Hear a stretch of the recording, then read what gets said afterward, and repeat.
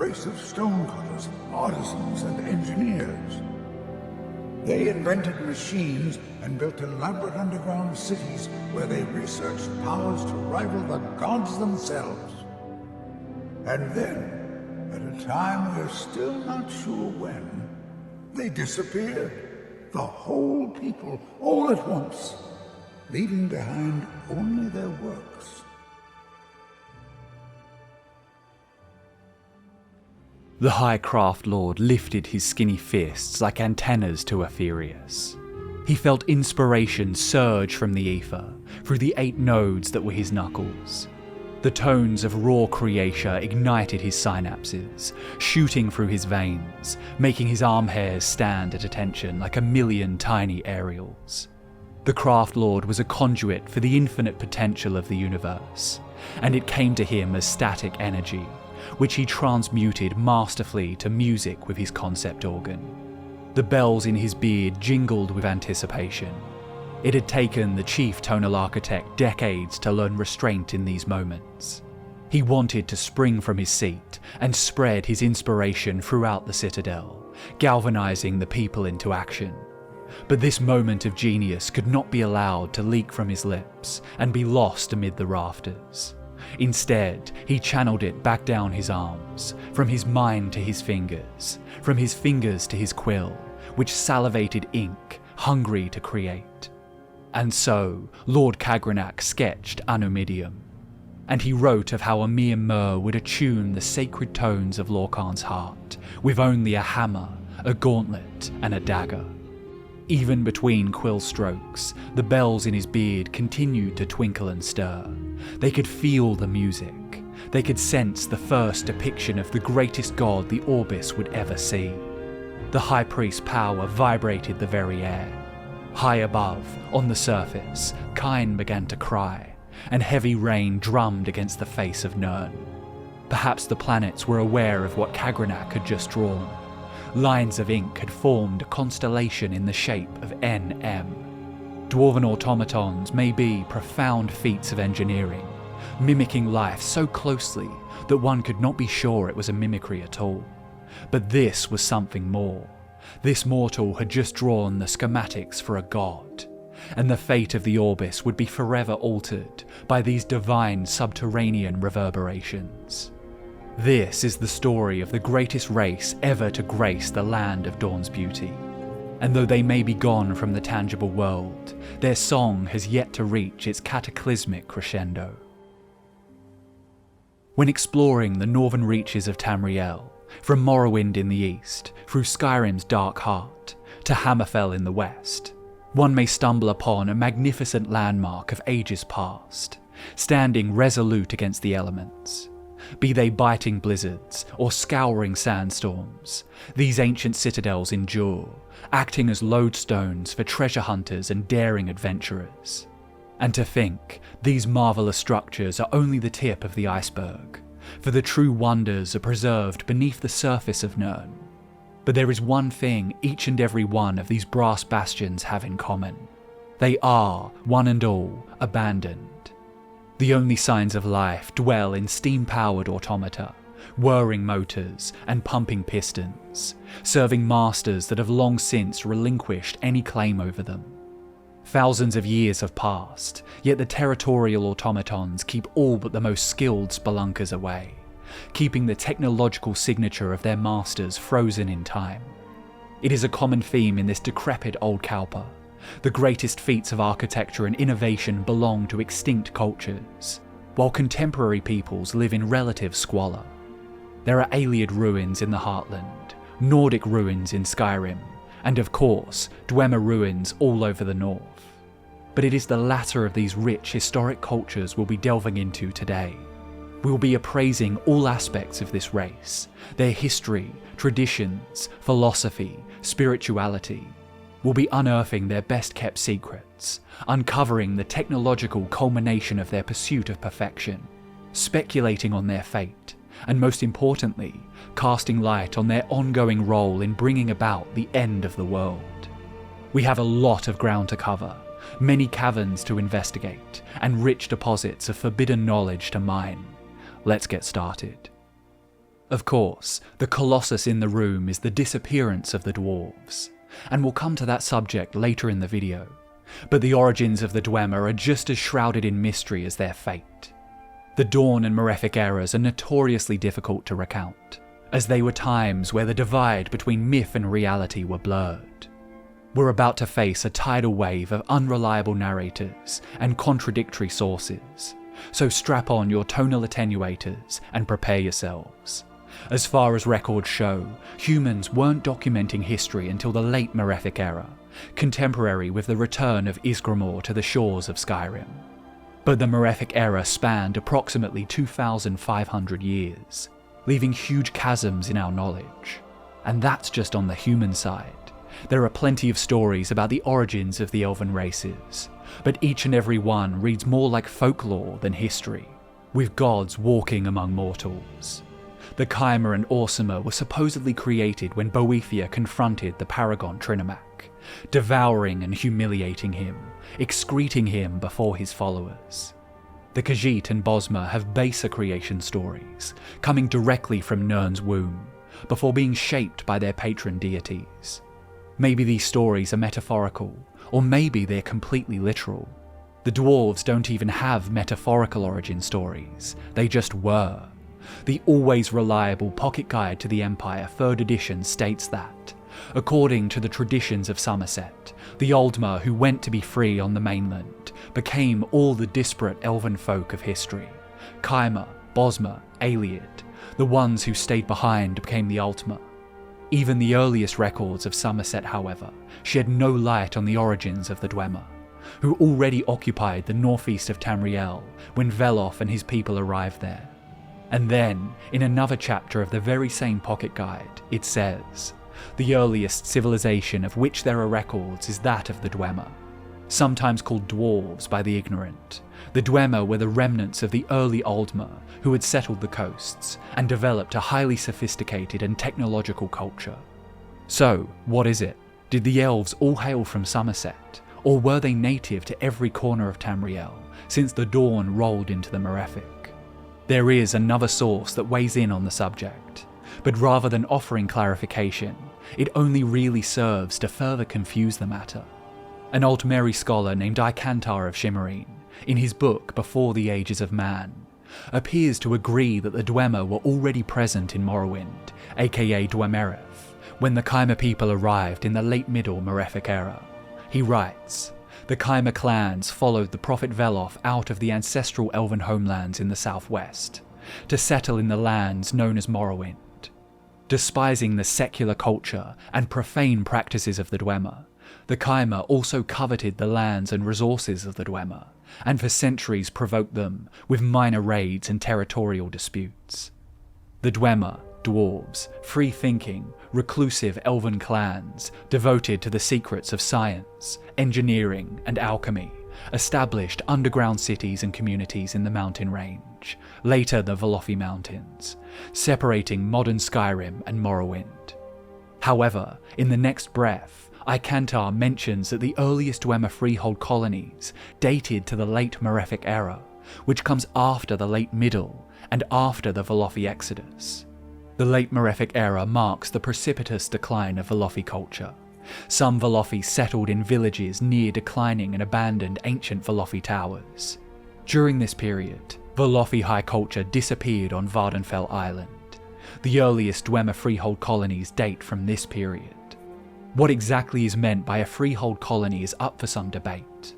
It could be that it refers to all Dwemer citadels, or, since Icantar also claims that the Chimera and Dwemer were warring over territory in the late Middle Malefic era, these freeholds might just refer to citadels officially recognised by the Dwemer and Chimera after tensions decreased.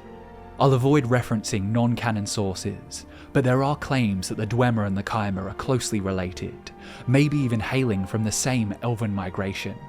Michael Kirkbride says that Resdain Dwemerith Morrowind belonged to the Velothi. First the place was Velothi, a bunch of squabbling Chimeri and Dwemeri tribes.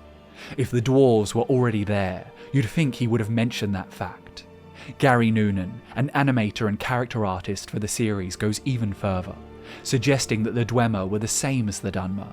and were only called dwarves from the perspective of the northern giants.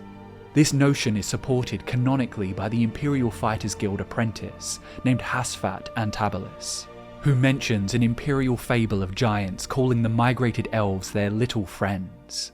However, this etymology has pretty much been debunked. Thanks to the translations of scholars like Calselmo, we know that Dwemer means people of the deep, or deep elves. And from the few glimpses we've had of what the dwarves look like, we can see that they looked nothing like the golden-skinned Chimer. Dwarven skin more closely resembled the drab grey hue of the Dunmer, only without the red eyes that signified Azura's curse. Another claim that is often used to support the idea that the Dwemer are just an offshoot of the Chimer is the existence of Great House Dwemer. But as we'll explore later in the video, it's totally plausible that this was just an honorary title given by Indoril Nerevar for diplomatic purposes. We're off to a great start. The dwarves won't even throw us the bone of offering a cogent origin story. This is just one of many secrets, but I'll offer my 2 septims on the matter. We tend to oversimplify the origins of the elves and distill it down to all elves hailing from the Aldmer of Somerset. But this is not necessarily factual, and typically goes hand in hand with the claim that the Aldmer came from Aldmeris. There is no proof that Aldmeris ever existed outside of the imagination.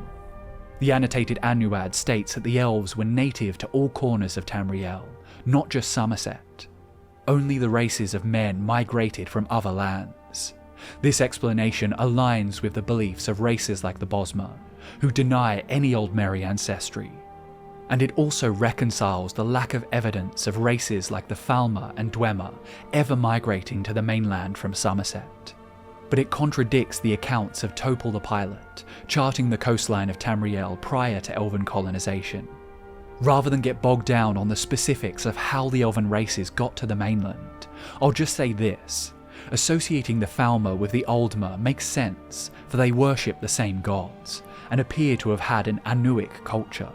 But the Dwemer, they seem utterly unlike every other race. They're just as alien to the elves as they are to the men.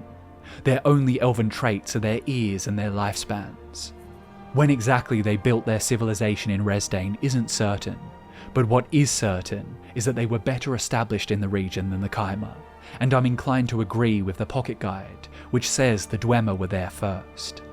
There is also an absolutely wild tinfoil theory about the Dwemer, something to do with a time loop, that could just explain why there is so much confusion and contradiction over the origins of this race, but we'll come to that in good time. Now that we know as much as we can about the origins of the Dwemer, let's divert our attention to their unique culture. How cultures develop is an interesting topic, and there are many environmental, biological, and spiritual factors. But on Nirn, there is another crucial factor, and that is access to magic. Take the Nords for example. They are innately acclimated to the cold, and they believe that Cain exhaled upon the throat of the world and brought them to life. As a result, they feel like outsiders and invaders whenever dealing with other races. According to the text titled The Children of the Sky, the breath and the voice are the vital essence of a Nord. When they defeat great enemies, they take their tongues as trophies. These are woven into ropes and can hold speech like an enchantment. The power of a Nord can be articulated into a shout, like the ki of an Akaviri swordsman. The strongest of their warriors are called tongues.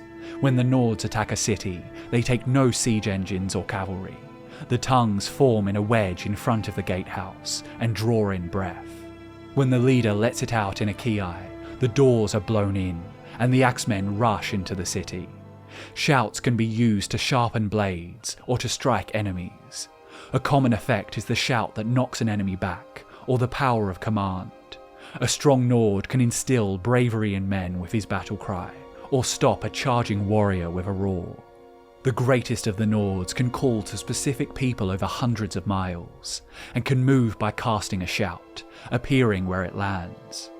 So, thanks to their biology, their frigid homeland, their origin story, and a form of magic that lends itself to warfare, the Nords developed a strong warrior culture. The Redguards are also a warrior culture, but they arrived at it from a completely different angle. According to Redguards, their history and their heroes, Our people were once artisans, poets and scholars, but the ever-evolving strife made the way of the sword inevitable. The song of the blade through the air, through flesh and bone, its ring against armour, it was an answer to our prayers. Conflict in Yakuda forced the Redguards to turn to violence, but sword singing is just as much of a spiritual, creative art as it is a martial one. It is a manifestation of the singer's soul. So, if we apply this to the Dwemer, we can make some assumptions about how their civilization took shape. Morrowind, or Dwemerith as they called it, is infamously a hostile region to live in. The hub of Dwemer society was on the Isle of Vardenfell, where intense volcanic activity has shaped the terrain into craggy badlands, veined with foyardas, aka fire rivers, and dotted with sulphur-spewing fumaroles, which make the air heavy with ash, unclean at the best of times, unbreathable at the worst. Take this environment and mix it with the Dwemer race's unique form of magic, and we can soon see why the dwarves went underground. This form of magic is known as tonal architecture, and it's at the core of dwarven architecture, mining, technology, even psychology. Beneath the surface of Nirn, the Deep Elves soon established themselves as the most advanced race ever to grace Tamriel. Sound is essential to all forms of magic native to the Mundus. Magica, which seeps into the mortal realm from Aetherius, derives its power from light, while powers like the Nordic Fum, the Akaviri Ki, the Yakudan Shihai, derive from sound, from vibration. There's a good reason for this, and we'll explore it more soon, when we reach that passage of the composition. But tonal architecture allowed the dwarves to manipulate sound in order to alter reality. From that description alone, the potential of tonal architecture seems limitless, and perhaps it is, but we know little about it, since the race who knew how to channel it noise-cancelled themselves out of reality. What we do know is that the astounding, enduring feats of underground architecture were made possible due to tonal architecture. The Nords could use the sheer force of their voice to bend the laws of nature, but it seems the Dwemer were more tactful and deliberate in finding the correct tones. The Nords were heavy metal, the Dwarves were math rock, and when these resonations were amplified by torques and other metal apparatus, they could be focused on achieving specific goals. This allowed the Dwarves to be precise. They could excavate great caverns, while also adhering to meticulous schematics, so that every wall was angled correctly, so that every pipe met every fitting without leaking. They could galvanize hulking automatons, taller than giants, but also hone in on delicate details, tinkering with the inner workings of these machines, until their automatons functioned better than biological beings ever could. We'll speak more on their metallurgy soon, but tonal architecture certainly played a significant role in developing the Dwemeri gift for masonry. Of course, this relied on more than just magic. It required great attention to detail, something the dwarves had in abundance. Calselmo writes the following on Dwemer designs. The foundation of all known dwarven ruins is built on stonework, and the structure of dwarven stonework is sharp, angular, and intensely mathematical in nature. By a simple count, there are hundreds, if not thousands, of samples of dwarven buildings made of precise square shapes, and far fewer examples of discretely rounded or curved stonework, leading us to believe that early dwarves favoured trusted, well-calculated designs, based on angled lines rather than riskier, more imprecise calculations based on arcs and curves. They also followed very strict rules that seem to be as spiritual in nature as they are mathematical. Another scholar named Ghislaine Marily posited the 4 tests of Dwemer architecture, and these tests have been adopted by the Telvanni. The tests go as follows. The test of pattern requires the observer to examine and analyse for patterns before he acts, with the understanding that many patterns are subtle or hidden. The test of disorder requires the observer to proceed systematically when no pattern is perceived. When the observer recognises that many things must be done, and in no specific order, the procedure is to perceive and order all the things to be done, and upon doing a thing, to recall how and when that thing has been done. For example, the observer must remember the initial position of a thing, and also the new position of that thing. The test of evasion requires the observer to examine the obstacle and compare his resources and abilities. If the obstacle is too difficult, seek for a path around the difficulty. The test of confrontation requires the observer to examine the obstacle and compare his resources and abilities. If the obstacle is too difficult, look for a path around the difficulty. But if no path around can be found, confront the obstacle directly. As you can see, the Dwemer approach to excavation and architecture is analogous to the gods who created the mortal realm and imbued their power into it, creating the foundational laws of physics and nature. Mapping, digging and building these vast subterranean cities would have needed near flawless communication. Countless dwarves could be hard at work on countless tasks, and their efforts needed to align perfectly. Construction projects of such scale are like enormous clocks. They only work if all the cogs mesh together. And it just so happened that the Dwemer had the ability to utilize a power known as calling to communicate telepathically. They designed miters imbued with tonal forces that could magically amplify their thoughts. Some scholars believe the word miter is a misnomer, and they should be referred to as dwarven visors, as miters are generally associated with religious garb. But as we'll discuss more soon, I find the name fitting for a race that so boldly goes where only the gods have been before. Anyway, with these miters amplifying their tonal magic, the Dwemer seemingly mastered telepathy. Obviously, it's hard to verify the specifics of this power with the dwarves, but Morian Xenos' apprentice mentions it in the Doors of Stone, suggesting that this power was shared with the Psijics. He writes, "The Psijics and Dwemer can, in the Dwemer's case perhaps I should say could, connect with the minds of others, and converse miles apart, a skill that is sometimes called telepathy."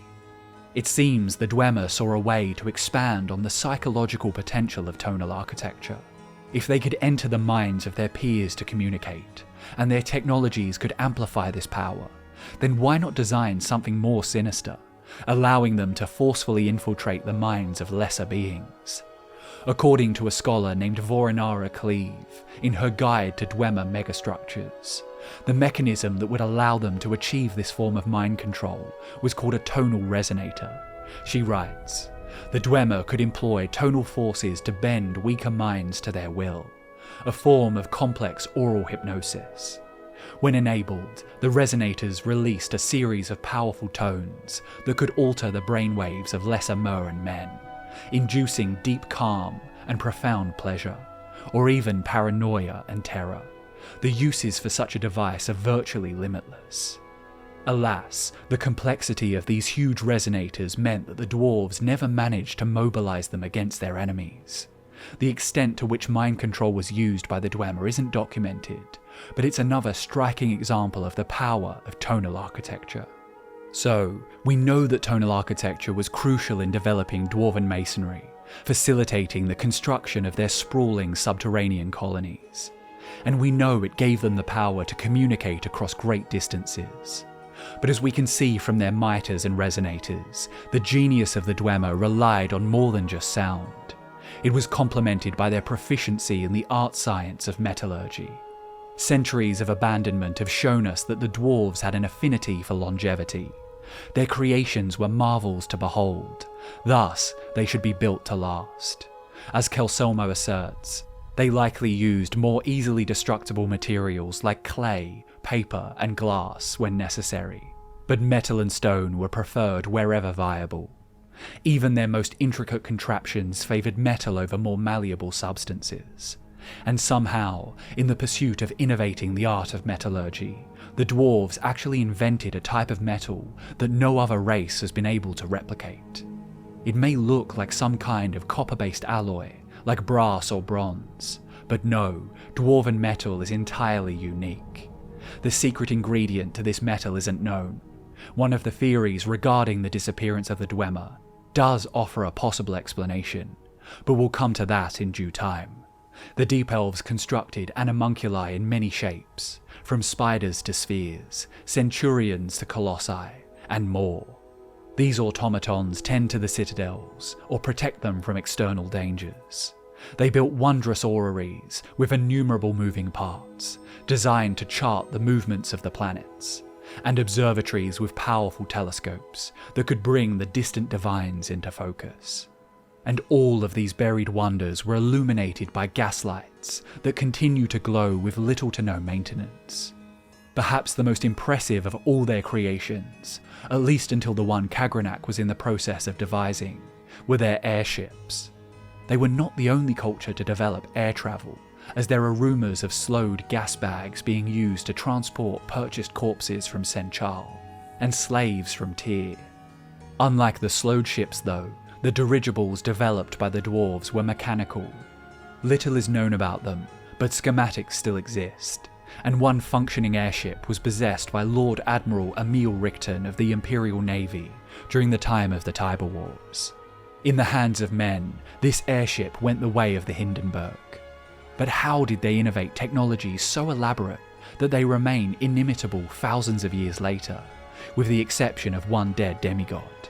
Well, what is most fascinating about all of these technological innovations to me is not just the ability to architect and artifice them, but to keep them functioning indefinitely, making them self-sustaining.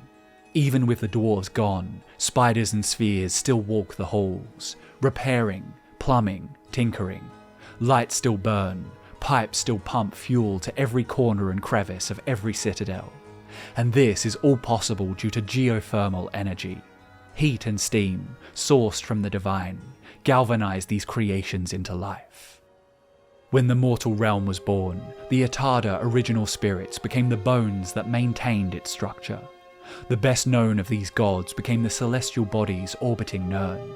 And if the planets are gods, then Nirn was the most important god of all, for she was the Goldilocks. The surface of Nirn is her skin, and beneath it, magma flows through subterranean passageways, like blood through veins and arteries, pumping life throughout her celestial body. A circulatory system needs a heart, and it just so happens that another dead god provided one for Nirn. Trinimac, Auriel's greatest knight, knocked Lorkhan down in front of his army and reached in with more than hands to take his heart. But when Trinimac and Auriel tried to destroy the heart of Lorkhan, it laughed at them. It said, "This heart is the heart of the world, for one was made to satisfy the other."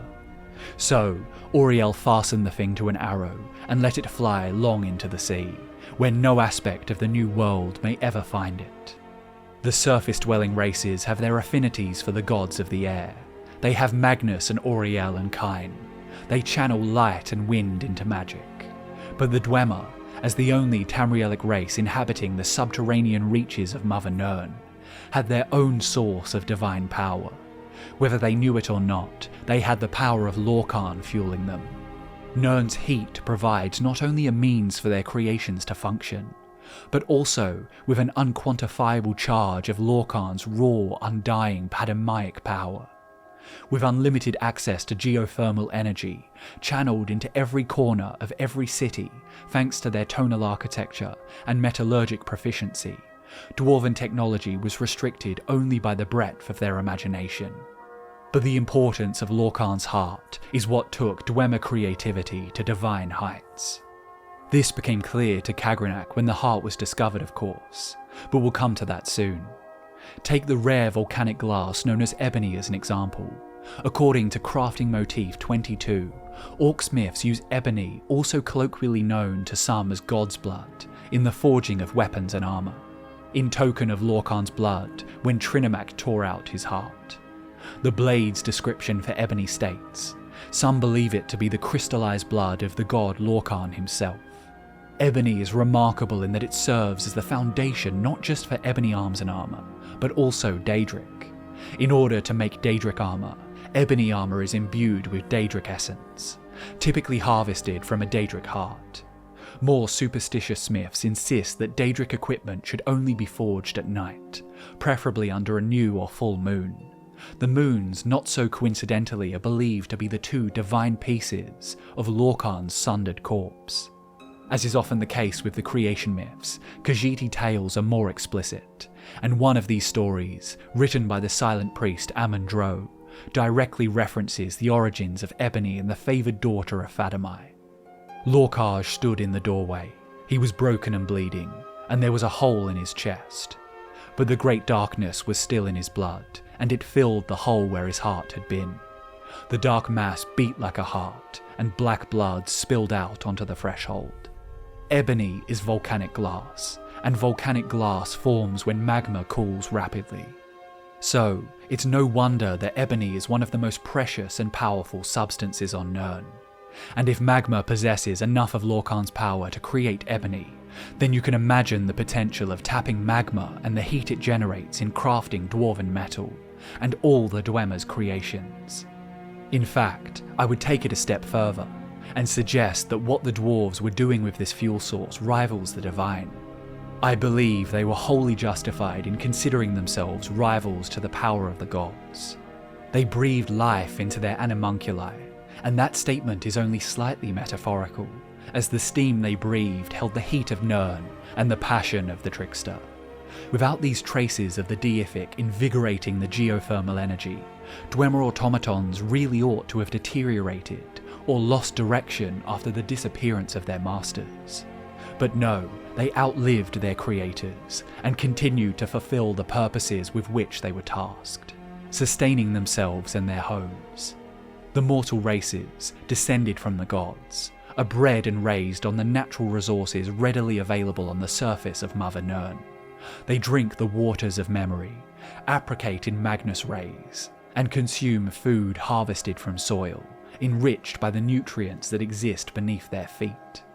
Were the Dwemer not doing the same when artificing their automata? They made metals from the ores occurring naturally under Mother Nirn's skin. They used the heat from her insides, charged by Lorkhan's heart, and the results were machines that could move and breathe and respond to stimuli. Just because they were created by mortals and not by gods, should we dismiss them as artificial? Shouldn't the same be said for any child born to a natural mortal mother? Dwarven creations are impossibly intricate. If a dwarf could master the minuscule machinations of complex animunculi, could they not also map the mortal mind as well? Or at least mimic it so masterfully that one can hardly tell the difference? It's all science and circuitry, right? It is this line of questioning that brings us to Dwemer philosophy, spirituality, and the transcendent ambitions of their greatest minds. The Dwemer existed to deny the uniqueness of the gods, and the limitations of the mortal coil. They could be like the gods, and create life just as the gods had. The cosmic materials were right there all around them, and the architects of these walking, breathing constructions, the dwarves, were made of water, memory, and light, magicka. In the words of Vivec, written in his account of the Battle of Red Mountain, a topic we'll discuss later in the video, our brethren the Dwemer scorned the Daedra and mocked our foolish rituals, and preferred instead their gods of reason and logic. And Vivec is correct, to an extent. The Dwemer did mock the Daedra lords, and seemed to take great pleasure in outwitting them, but reason and logic were not necessarily intended to disprove the eminence of the gods, but rather as tools to redefine what it means to be a god at all, and to dismantle the monopoly that immortal deities claim to hold over divinity.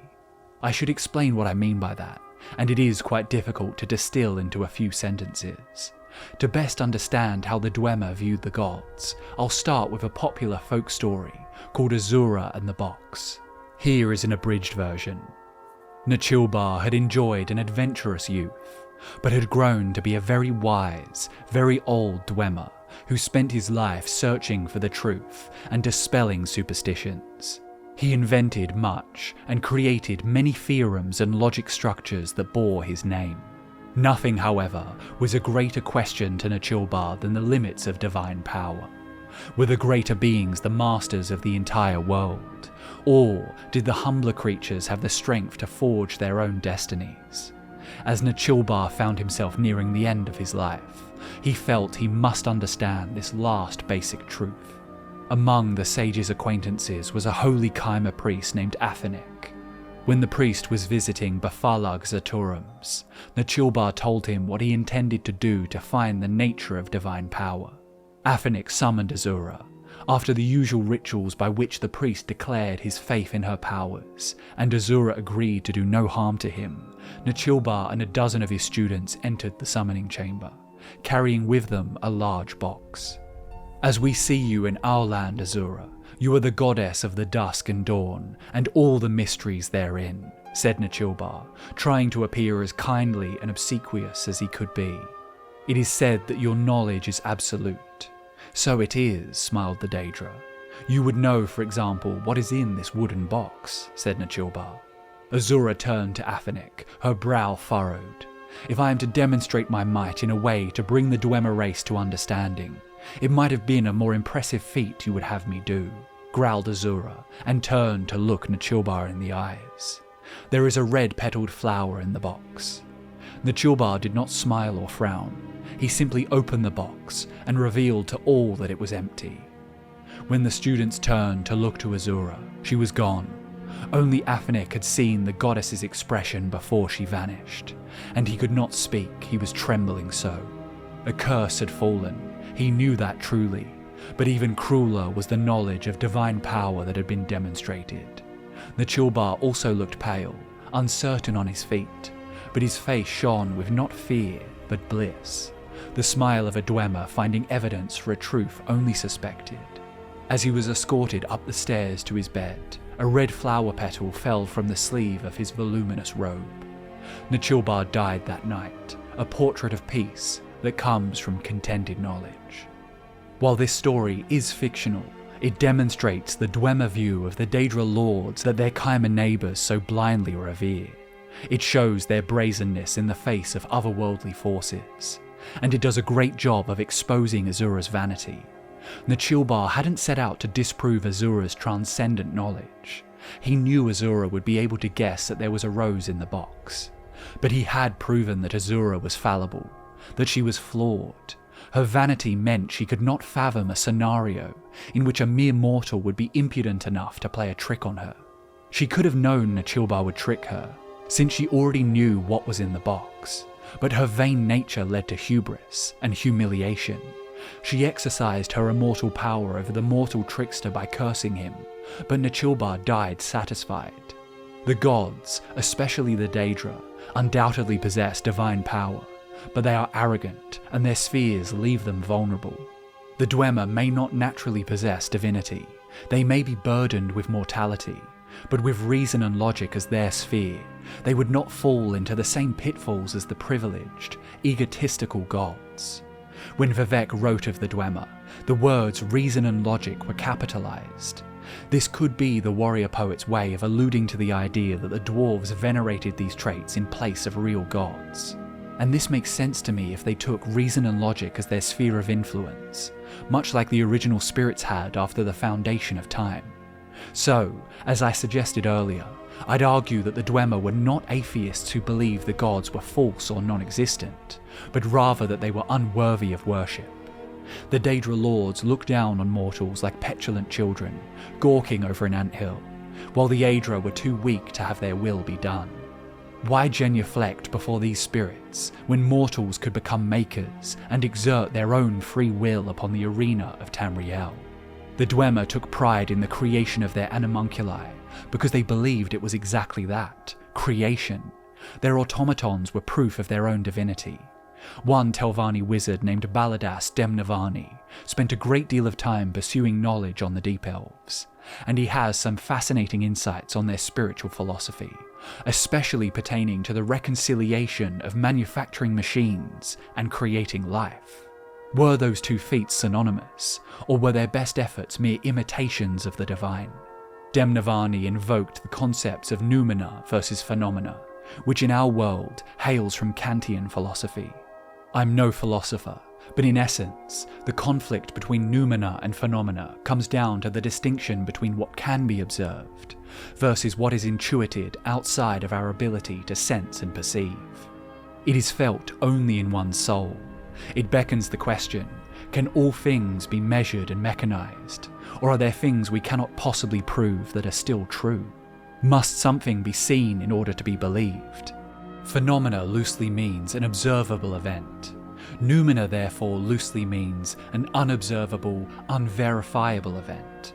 By artificing such intricate imitations of life in the form of moving, breathing, reckoning automatons, were they leaving the realm of mere crafting and entering the realm of creation? Can artificial life be real life? Baladas Demnavani states this about the Dwemer.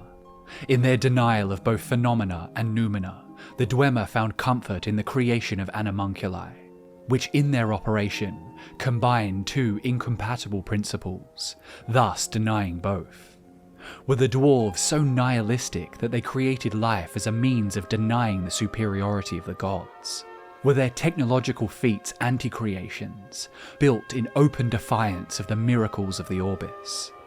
Whatever the motivations of the Dwemer may have been, meddling with such transcendental powers was going to have consequences.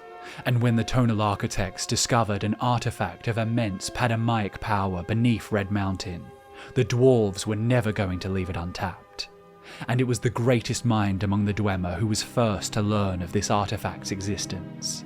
And so, Chief Tonal Architect Kagrenac, the greatest enchanter of his time, began constructing his magnum opus, an anti-creation through which he would scream a cosmic no toward the heavens. The Dwemer had excavated great gaping caverns beneath Tamriel's north and east. Their tonal architects cast their golden tones into unexplored expanses, making space to live, unearthing the bountiful riches of Nirn. But for some noumenal reason, their oral magic seemed to guide them to the isle that would famously become known as Vardenfell, the city of the strong shield. The tonal architects were drawn to Red Mountain. Here the geothermal power was most potent. Here valuable minerals were abundant. But as they mined nearer and nearer to the nucleus of the volcano, the dwarves began to feel Nirn's rhythm deep in their bones. The tonal architects softened their vocalizations to faint whispers. The miners chipped away at the igneous rock until an opening presented itself. The rhythm intensified. Da-doom, da-doom, da-doom. The mouth of the tunnel trembled like an obsidian sphincter, leading to the belly of a great basalt beast. The deep folk were not accustomed to obeisance, but in that moment, miners and architects alike would have felt waves of trepidation with every drumbeat. The magma chamber gaped before them. Molten rock churned like gastric acid, belching sulfur dioxide through the mined cavity. And then they saw it. By its own providence, it hung, suspended in the air above the undulating lake of magma. It didn't glow, but rather pulsed with life. This was no stone or mineral, it was the still-beating heart of the world.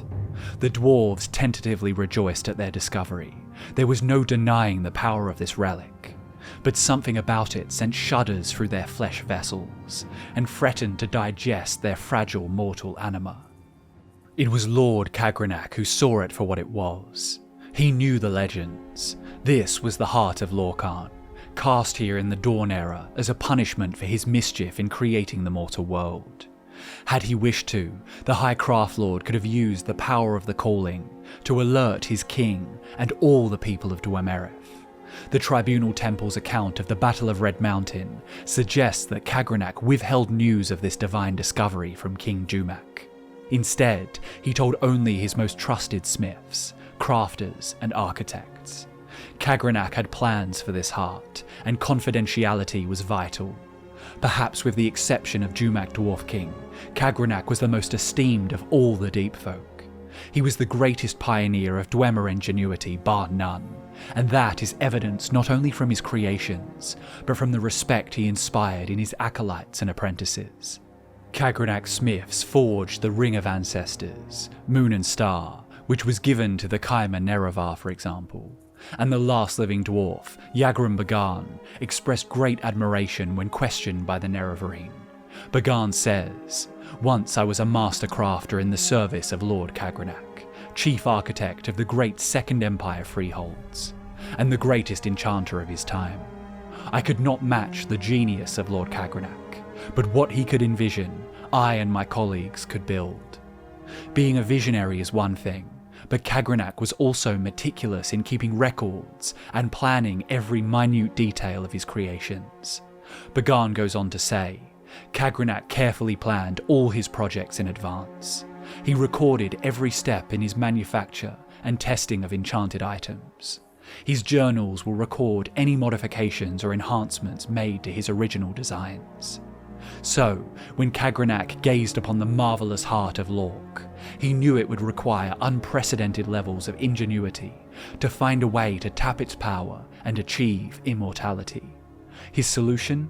The channeling of mythopaic forces, divine forces, making myth into reality. Myth solidifying into reality is not an alien concept in the Aurbis. In fact, it happens every Dawn era. The gods design the mortal realm and wage their wars. But for mortals to participate in this process is profane, blasphemous, impossible. Kagrenac wished to achieve the impossible, even if it wounded the pride of the gods. Surely mortals cannot channel such transcendent forces. Isn't mortality the antithesis to divinity? The Ultima creation story tells of the old Elnathe gradually weakening until they became mortal, and their foremost ambition is to undo this treacherous curse. However, if mortals descended from the gods, then there must be some amorphous, unquantifiable amount of divinity in each and every one of them. What is a soul if not divine? Daedra only have vestiges, linking them to the void. But every mortal has an anuic animus, and upon death, this animus returns to Aetherius. Therefore, to have an animus, to have a soul, is to be divine and to be connected to Anu. The soul and the mind are intertwined, and so it stands to reason that a mortal can overcome their physiological shortcomings with the unlimited power stored within their soul. Cognition, creativity, free will, with these tools, a mortal cannot be restrained. Kagrenac and his assembled minds would not be restrained. With this understanding driving them, the Tonal Architects began turning Kagrenac's visions into mechanisms, his myths into reality. With these mythopaic forces in mind, Kagrenac drew the schematics for a walking star, and the free tools that would allow the heart of Lorkhan to be utilised. Kagrenac's tools were named Sunder, Keening and Redguard. In order to work mythopaic enchantments and draw power from the heart, all of these tools would be needed. Gilvas Barello of the Dissident Priests gives a description of each tool's purpose. Redguard is an enchanted gauntlet to protect its wearer from destruction when tapping the heart's power. Sunder is an enchanted hammer to strike the heart and produce the exact volume and quality of power desired. Keening is an enchanted blade that is used to flay and focus the power that rises from the heart. If used correctly, these tools would conjure a divine spark from the missing god's heart, and Kagrenac designed an automaton unlike any that came before it. A tower of brass that would be galvanized into life and godhood by the focused power of Lork. And so, the mage-smiths got to work. The High Craft Lord lifted his skinny fist to his brow, and with an oil-stained cloth, wiped the sweat cascading down his forehead. He was the type of Mer that preferred a quiet study over the factory floor, the gentle whir of motors and the scuttle of dwarven spiders over the thrum of pistons and the belch of steam from red-hot vents. But Kagrenac was not going to miss the firing of the forges as his sketches were shaped into 3 dimensions. Magma coursed through the great forge and sent waves of heat shimmering through the factory. In the first corner, the best shapers curled plates of dwarven metal into the shape of a gauntlet. Engravers focused their magics onto the surface of the glove, decorating it with enchanted reliefs into a merry style. For a warrior, Redguard would be unwieldy. It would not protect against blade and bludgeon like refined ebony could, but it would safeguard the animus of the wearer from the raw might of the twin primordial forces. In the second corner, the strongest smiths hefted huge slabs of dwarven metal onto an anvil the size of a banquet table. They rounded the edges of the incandescent metal into a hammerhead of unimaginable weight. The legends would forever know that Sunder was a hammer of divine mass, for its power could not be measured on conventional scales. In the penultimate corner, Wearing focusing lenses, the most meticulous metallurgists and gem cutters set to work on a knife so sharp that it could flay the skin of lore and history. It would be a dagger made of the sound of the shadow of the moons. Finally, in the last corner, there was a hollow. Kagrenac made his way through it and emerged into the heart chamber. He heard the now familiar boom of the doom drum. Every beat jingled the bells in his beard. The heart remained in its place, suspended in the middle air. Only now there were metal veins and arteries emerging from it, grafting divine flesh with mortal metallurgy. The largest of these pipes sprouted from Lorkhan's aorta and forked up and away from the heart. All around the doom drum, dwarves clung to scaffolds, artificing the anatomy of Kagrenac's gargantuan god. This automaton would not walk like Myr, but like an Arda, walking at strange angles. Every footfall would bend the earth bones, rewriting the history of Dawn's beauty. To construct it, they used the materials given to them by the gods during creation. For the skeleton, stone from Nirn's bones, ebony from Lorkhan's blood, ethereum from Aetherius upon high. For the joints, dwarven metal. For respiration, steam and natural gas. For the circulatory system, ducts of magma pulsing in tune with the trickster's percussion. The final piece, yet to be forged, was the skin. But Kagrenac knew that organ would have to come last. Soon the Numidium would be ready, and he would have the honour of jump-starting the heart in a feat of transcendent resuscitation. While Kagrenac and his mage-smiths worked in secret upon the newfound heart, King Jumak was kept busy ruling. In the late Malefic and early First Eras, the Kaimer were establishing themselves as a dominant force in the region, and a potential threat to the Dwarves. Peace had never been considered achievable in the first few centuries of their precarious coexistence. Tensions over the control of land and resources was mitigated somewhat, due to the fact that one race generally preferred to live below the earth, while the other opted for firmer ground, under the light of the sun and stars. But religious differences were always going to provide the biggest threat to peace. Every logical dwarf knows that those who kneel before immortal spirits are unpredictable, and prone to zealotry. While control over mainland Dwemer was contested between Kaimer and Dwemer, the kingdom of Vvardenfell remained resolute. With the exception of a few Kaimer tribes and clans, allowed to exist thanks to the benevolence of the dwarves, the Black Isle was firmly under their dominion. The two elven races might have torn each other to pieces over the coming centuries, were it not for a common foe cresting the Velothi Mountains. Circa First Era 240, the First Empire of the Nords, under the competent leadership of King Vraga the Gifted, blustered into Dwemer, and with the exception of Vvardenfell, incorporated the entire province into their ever-expanding empire. In his sermons, Vivec speaks of bearded kings breathing the earth, eating soil and filling their fallen allies with Nirn's nourishment. He tells of mounted soldiers roaring to kine above, sickening the sky. He warns of maidens wielding lick-encrusted spears, shaping climaxes so that battles would always end in their triumph. Others must not be spoken of, like Ysmir, Dragon of the North. For when he broke his silence, villages were uplifted and thrown into the sea. Were one to strip off the Ysmir's armour and thrust a hand between his ribs, they'd find only a Sithis-shaped hole, an empty heart chamber, echoing with concern at the heretical dwarven virus plugging his most vital organ into machines. The only way to fend off the Nordic menace was for the dwarves and Changed Ones to unify. In First Era 416, Jumak Dwarf King and the Hortator Indoril Nerevar met and forged the First Council, an accord that would bring peace and prosperity to Dwemer.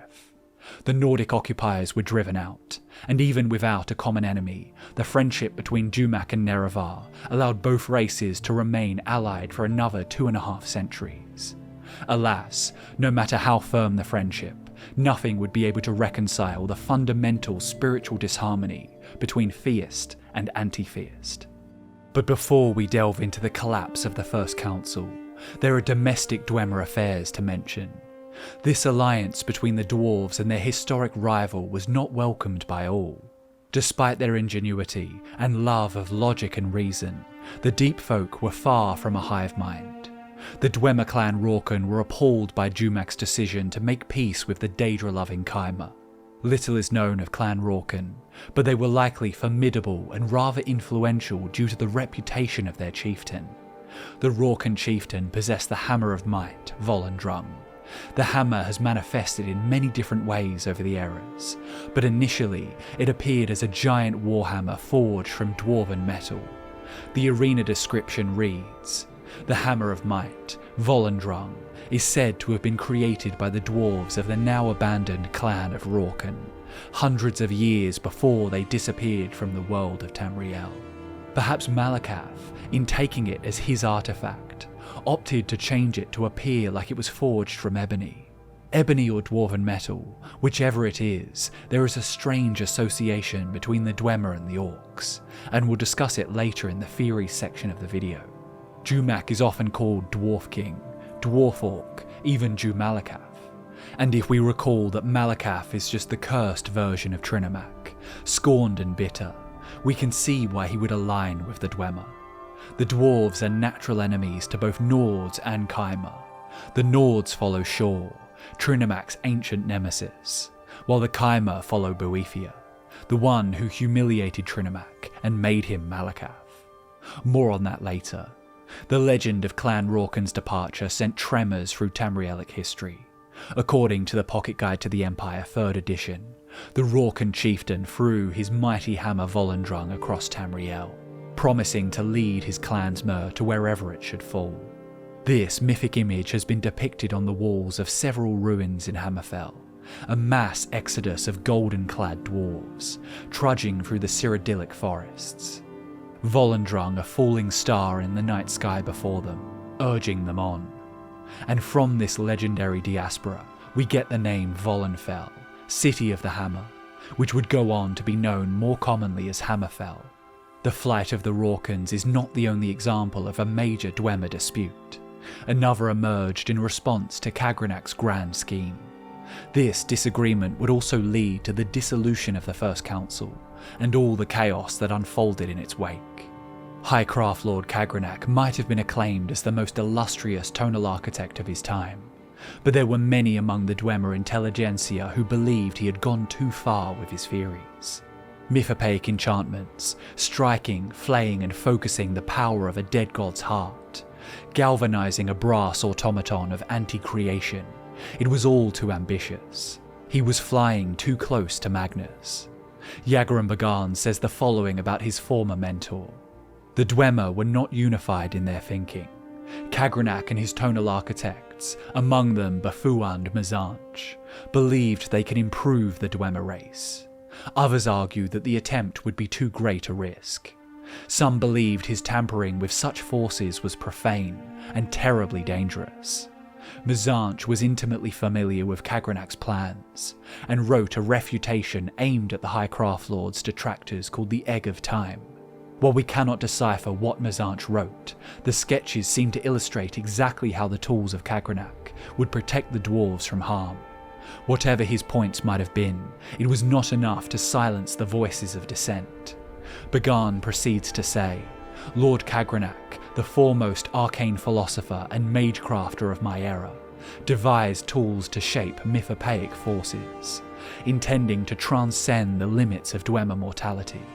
However, in reviewing his formulae, some logicians argued that side effects were unpredictable, and errors might be catastrophic. As you can see, even the logical dwarves, unfaltering in the pursuit of technological innovation, could not come to a consensus on Kagrenac's designs.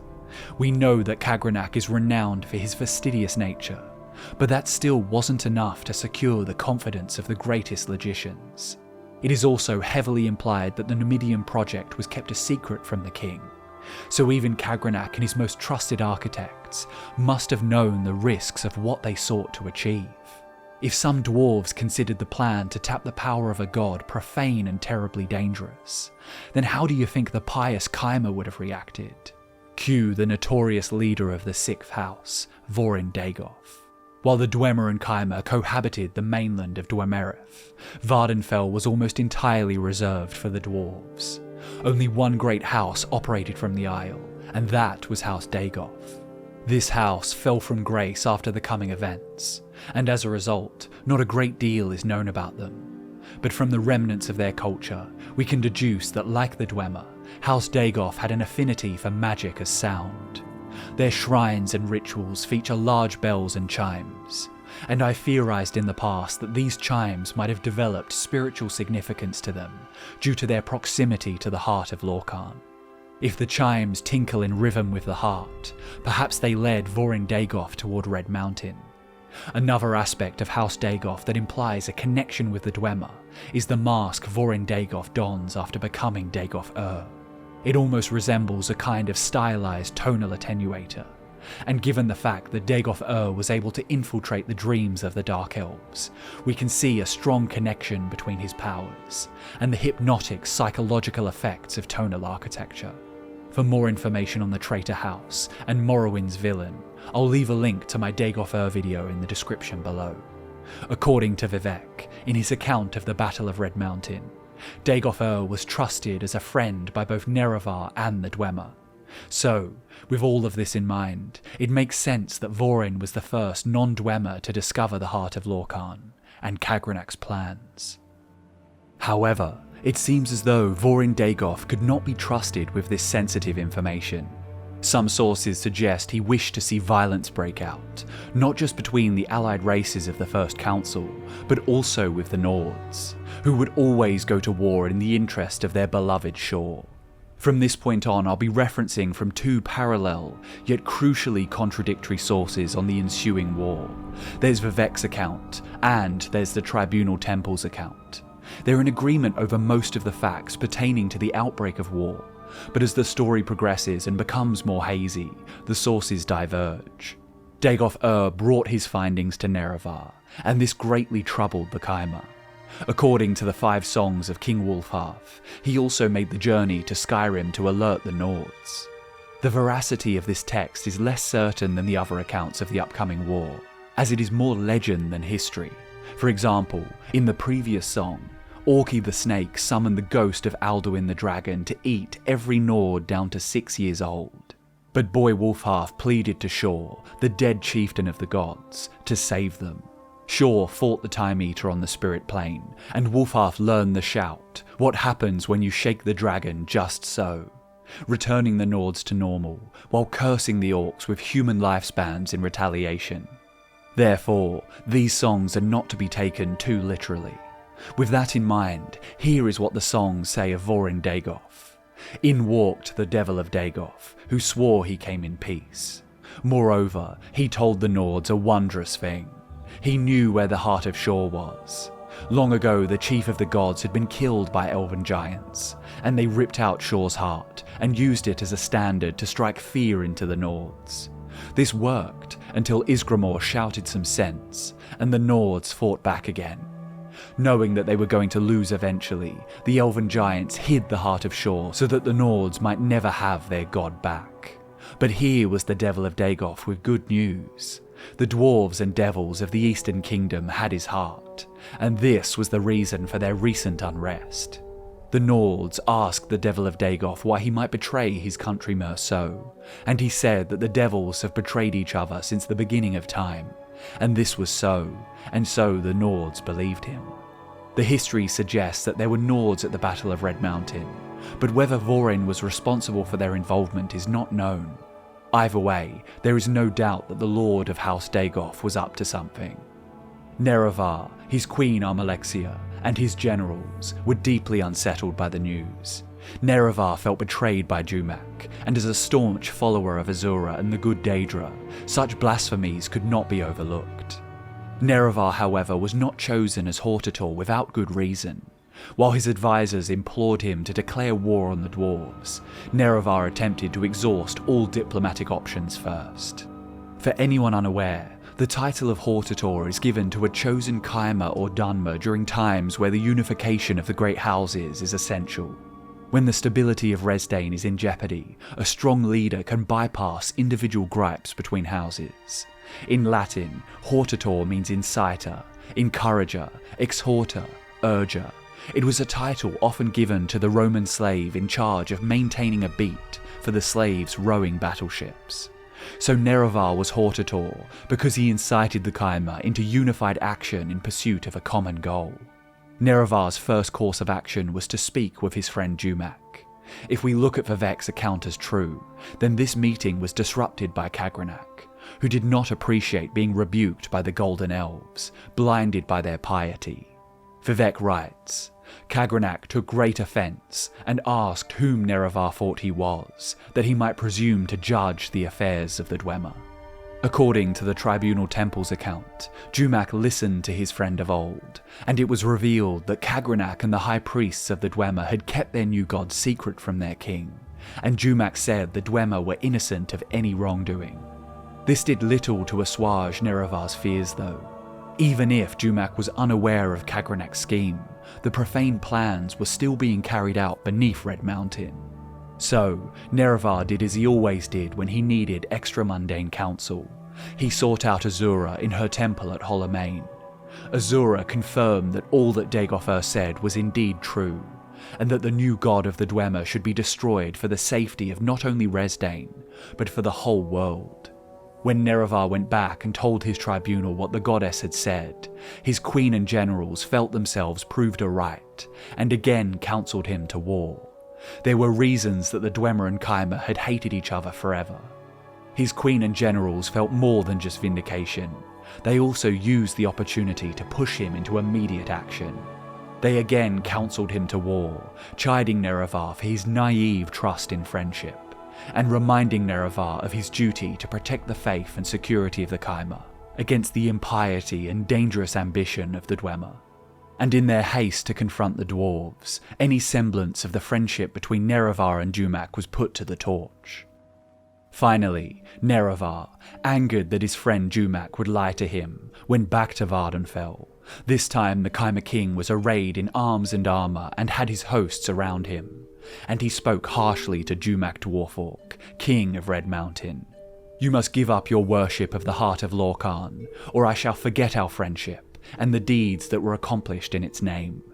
And Jumak, who still knew nothing of Kagrenac's new god, but proud and protective as ever of his people, said, We shall not relinquish that which has been our way for years beyond reckoning, just as the Kai'mer will not relinquish their ties to the lords and ladies of Oblivion.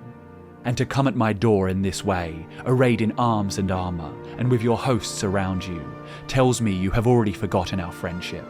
Stand down, my sweet Nerevar, or I swear by the 15-1 golden tones, I shall kill you and all your people. And so began the War of the First Council. The Kai'mer had a strong hold over the bulk of the mainland of Dwemer Resdayn, but Vvardenfell was a formidable island. Not only was it naturally surrounded by the inner sea, but the unforgiving terrain made a land assault a living nightmare for the Kai'mer. Fortunately, a unified Resdayn meant that the great houses of the mainland could work alongside the nomadic Ashlanders of Vvardenfell. Their familiarity with the land would prove crucial in the efforts to besiege the Dwemer bastion at Red Mountain. As one of Nerevar's closest advisors, Vivec was well placed to be privy to strategy meetings. He writes, The Dwemer were well defended by their fortress at Red Mountain, but Nerevar's cunning drew most of Jumak's armies out into the field and pinned them there, while Nerevar, Dagoth Ur, and a small group of companions could make their way into the Heart Chamber by secret means. How Nerevar was able to enter the Heart Chamber isn't explicitly stated by either of the major sources. However, an unbiased, but also likely inaccurate Imperial scholar wrote that, after a brief siege, treason permitted Nerevar and his troops to enter the stronghold. While one Telvanni wizard's informal history of the real Nerevar stated that House Dagoth was aligned with the Dwemer at the beginning of the ultimate battle, it states, Nerevar mustered the other houses and nomad tribes and marched to meet the Dwemer Dagoth Westerner forces. Perhaps it was Vorin again who was responsible for the treason, playing all sides of the conflict. All texts relating to the Battle of Red Mountain claim that the Nords and Orcs participated, and I'll include the Nordic perspective of what happened in the Heart Chamber for good measure. But everything that went down in the core of Red Mountain on that day in First Era 700, or 668 by Nordic accounts, is perplexing. There are so many varying accounts that it has led some scholars to cry dragon break. Of all the names of all the characters of this defining moment in history, there are a few we can say with certainty were present in the Heart Chamber. There was the Hortator Indoril Nerevar, there was Vorin Dagoth Ur, there was Jumak Dwarf King, and High Priest Kagrenac.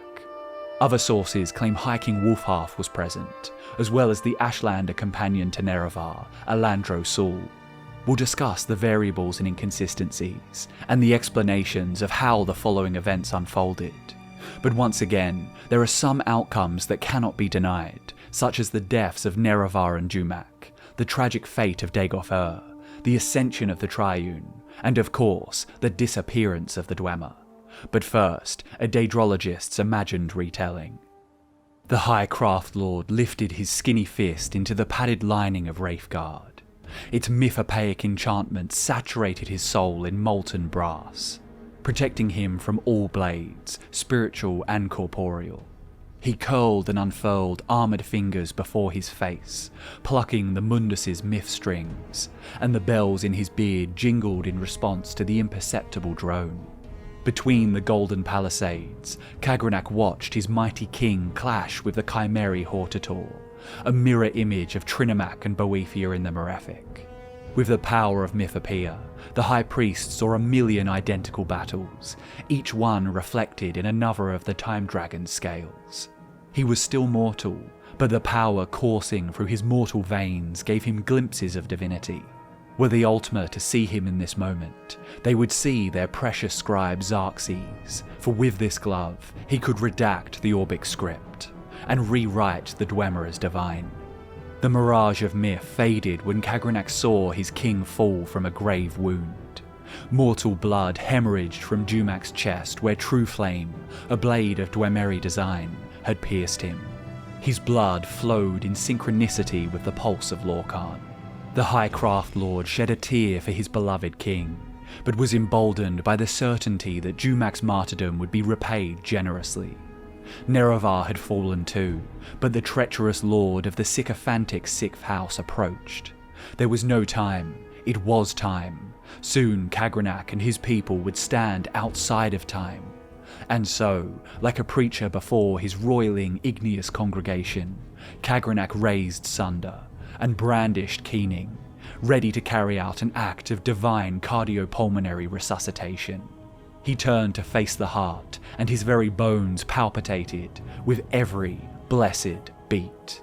Kagrenac struck the heart, and Keening danced like a serpent before his eyes, flaying the power at impossible angles into unimaginable shapes. Heat and high splendour pulled the essence from the priest's pores. In a flash of blinding, ineffable light, all of Kagrenac's senses were suddenly extinguished. In an instant, less than an instant, every member of the Dwemer race present in the Mundus ceased to be. Some say they turned to ash, others say they simply blinked from existence. But whatever happened in the Heart Chamber at the crux of the Battle of Red Mountain erased the greatest race on Tamriel. Was it Kagrenac who turned his tools on the heart? Was it Dagoth Ur? The truth is, we'll never know, as even the primary sources cannot be trusted. Nevertheless, let's cover every documented recording of what took place, starting with the mainstream accounts of Vivec and the Tribunal Temple. According to Vivec, after infiltrating the Heart Chamber, Nerevar the Chimera King met Jumak the Dwarf King, and they both collapsed from grievous wounds and draining magics.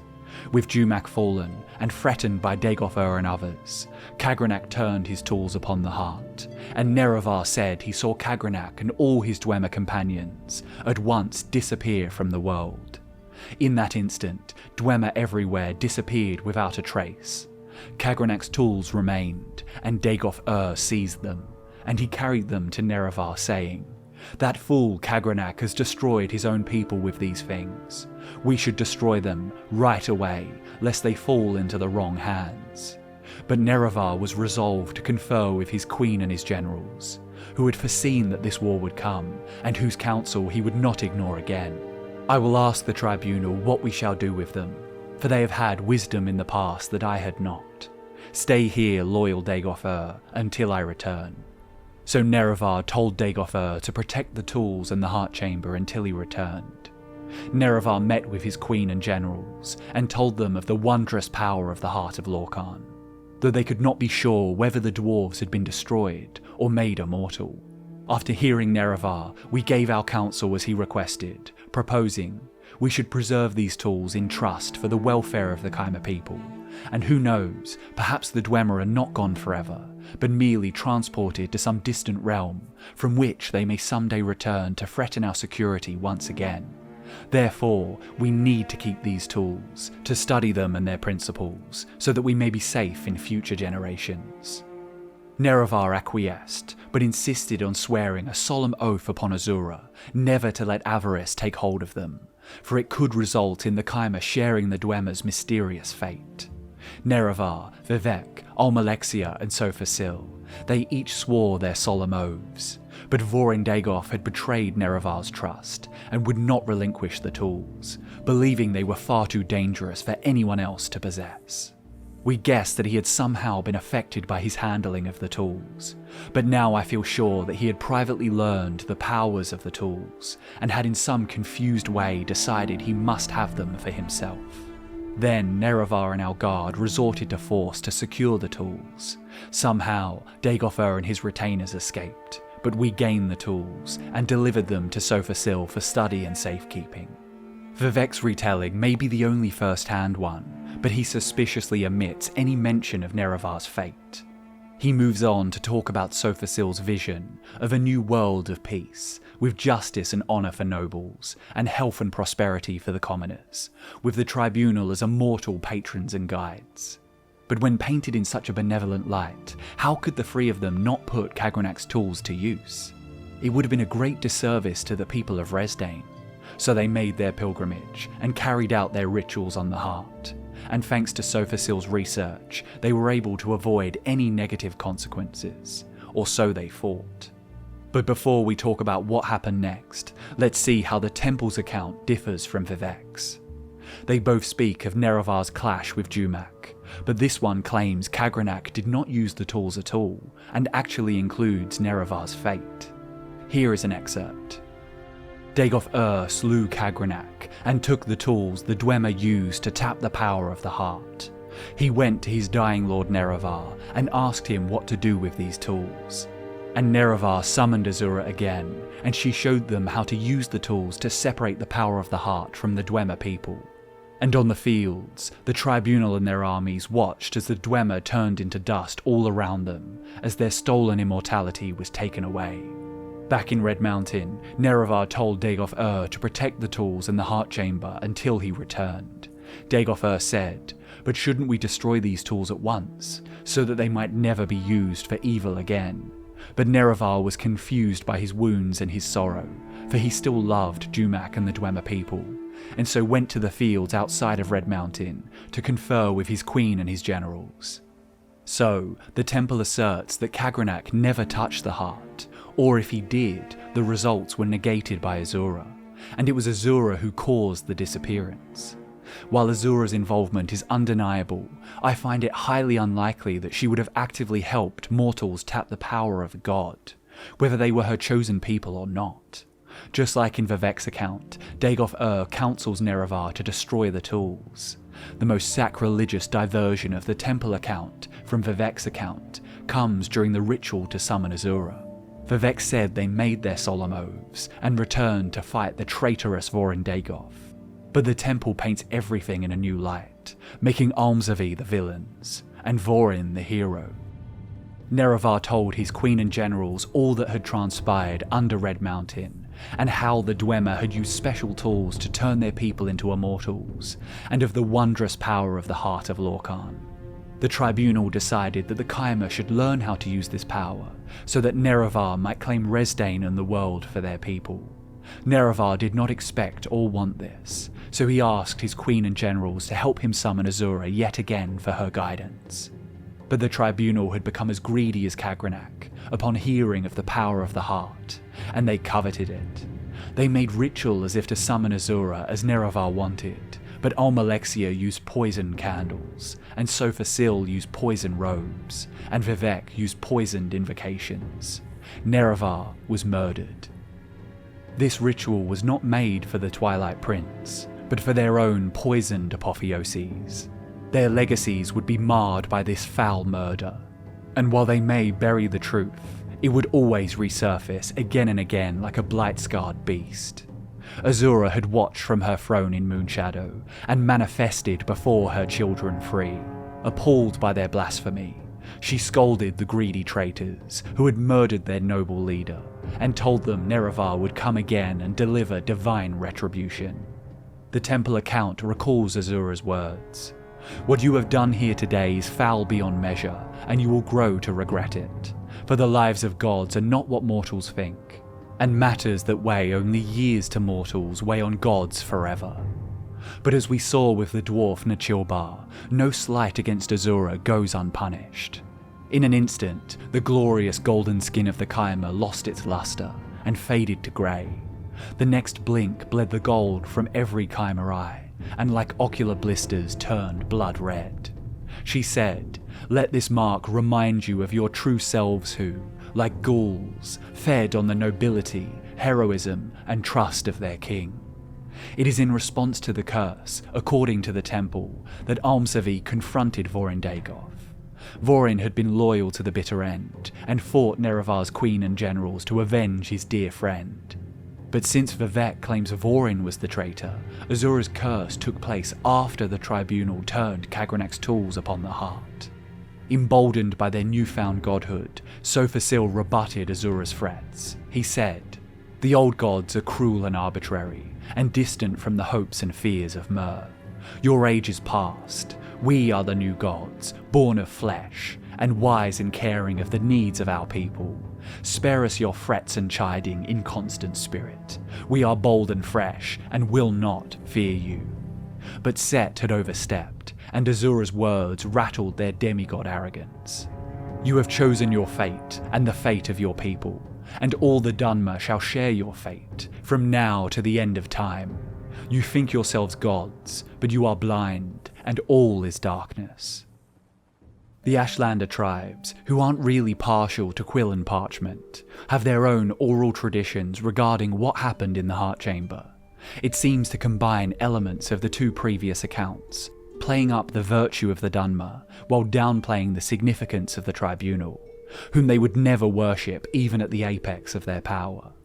You can get an idea of their biases immediately in the text Nerevar, Moon and Star, which comes from a collection of imperial monographs based on Ashlander legends. In ancient days, the Deep Elves and a great host of outlanders from the west came to steal the land of the Dunmer.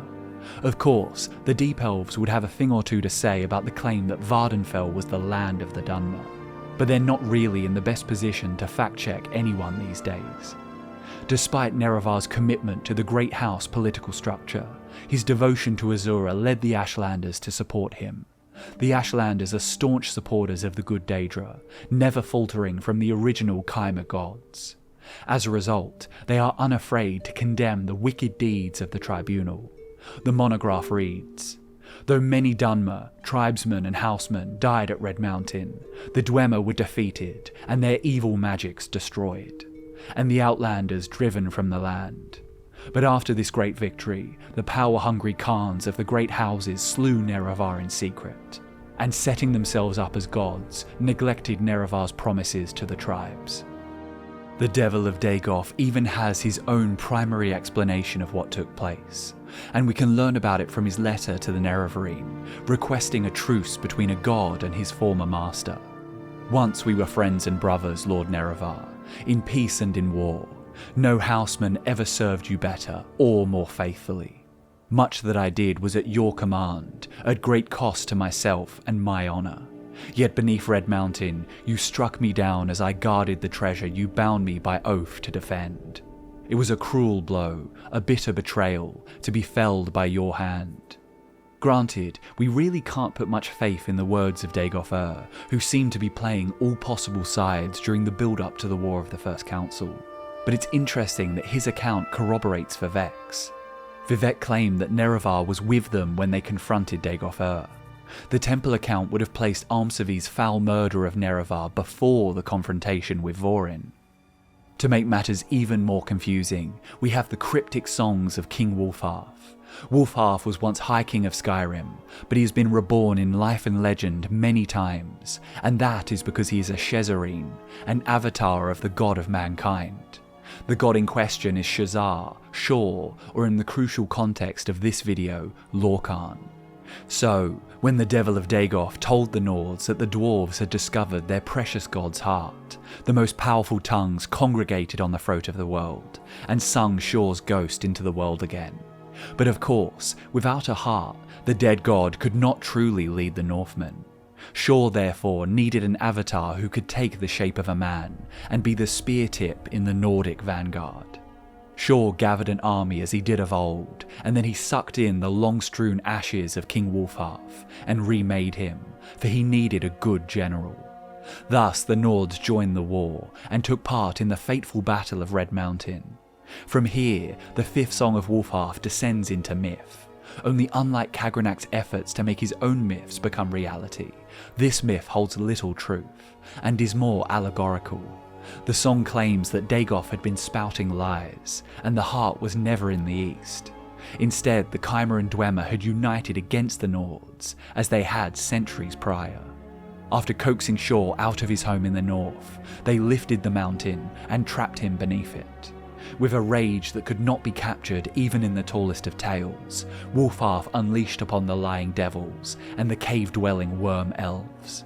The song states that King Wulfharth killed King Malacath the Dwarkorf and doomed his people.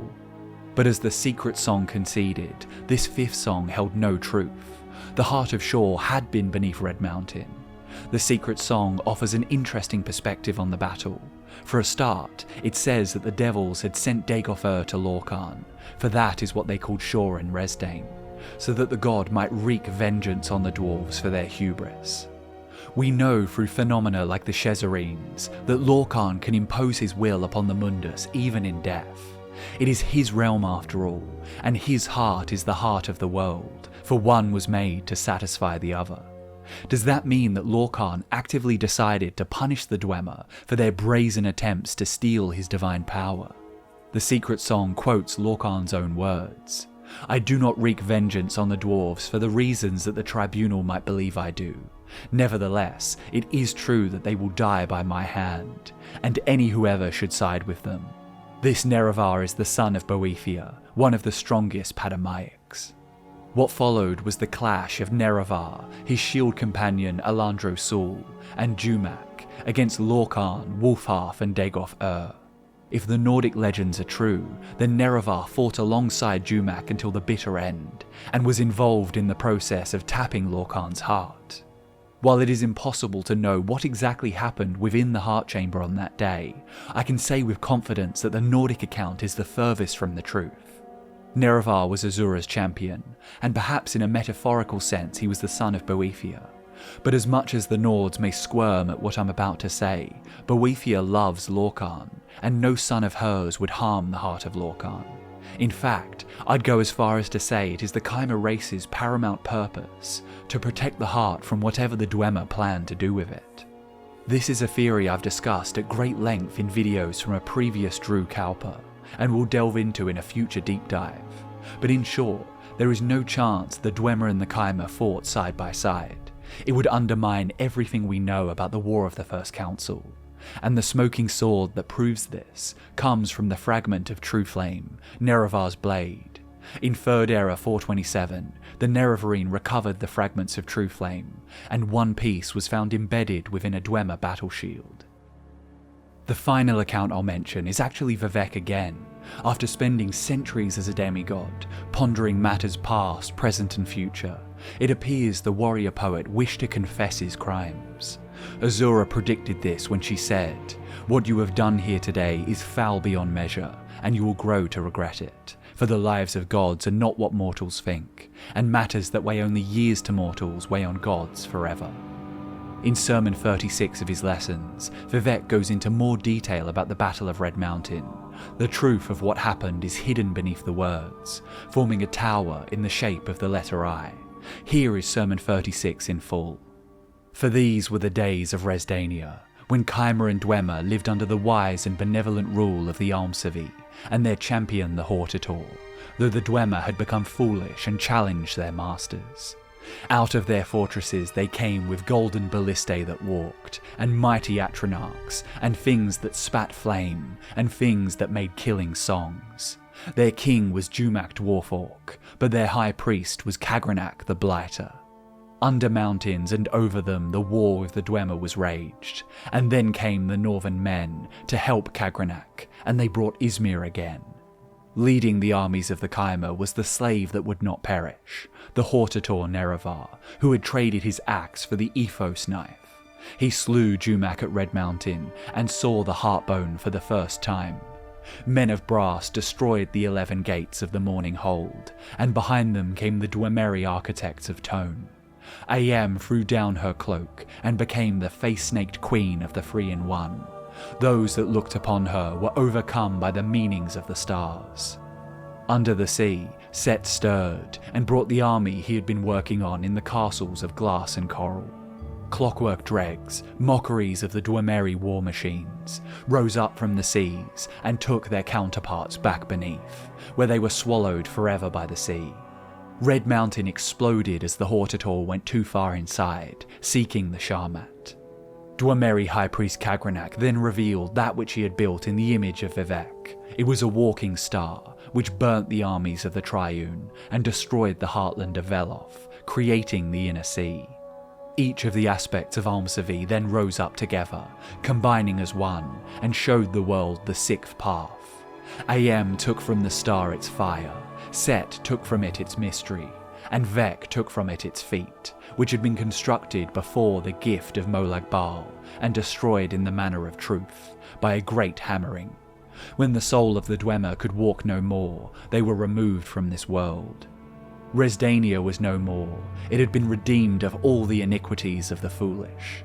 The Almalexia drew nets from the beginning place and captured the ash of Red Mountain, which they knew was the blight of the Dwemer, and that would serve only to infect the whole of the middle world, and ate it, Alta Dún Dun Mary. The beginning of the words is Almalexia, I give you this as Vivec. As with every one of Vivec's sermons, there is a great deal of Delphic detail to dissect, and much of that will have to wait for another time, but there are some important lines to hone in on. Kagrenac boasted many grandiose titles, like High Priest and High Craft Lord, but in Lesson 36, Vivec provides a rather less flattering name, Kagrenac the Blighter. And when you think of the Blight, you may think of the divine airborne disease emanating from Red Mountain, corrupting the flesh and deteriorating the minds of all the mortals it touches. Kagrenac the Blighter's attempts to create an ungod was a blight on the peace between Khymer and Dwemer, a blight on Dagoth Ur and all those who came into contact with the profane powers at play, and a blight on his people. It is no coincidence that Corpus, the divine disease, emerged from the site of Kagrenac's blasphemy. Vivec says that Nerevar put away his axe and drew the Ethos knife. But what is the Ethos knife? This is not a question we can answer definitively, and this may be just another of the warrior poet's esoteric ravings. But it seems the term ethos knife is used to refer to a philosophical, spiritual force, rather than a temporal blade made for violence, just as Mehrunes' razor seems to cut mimics as well as flesh.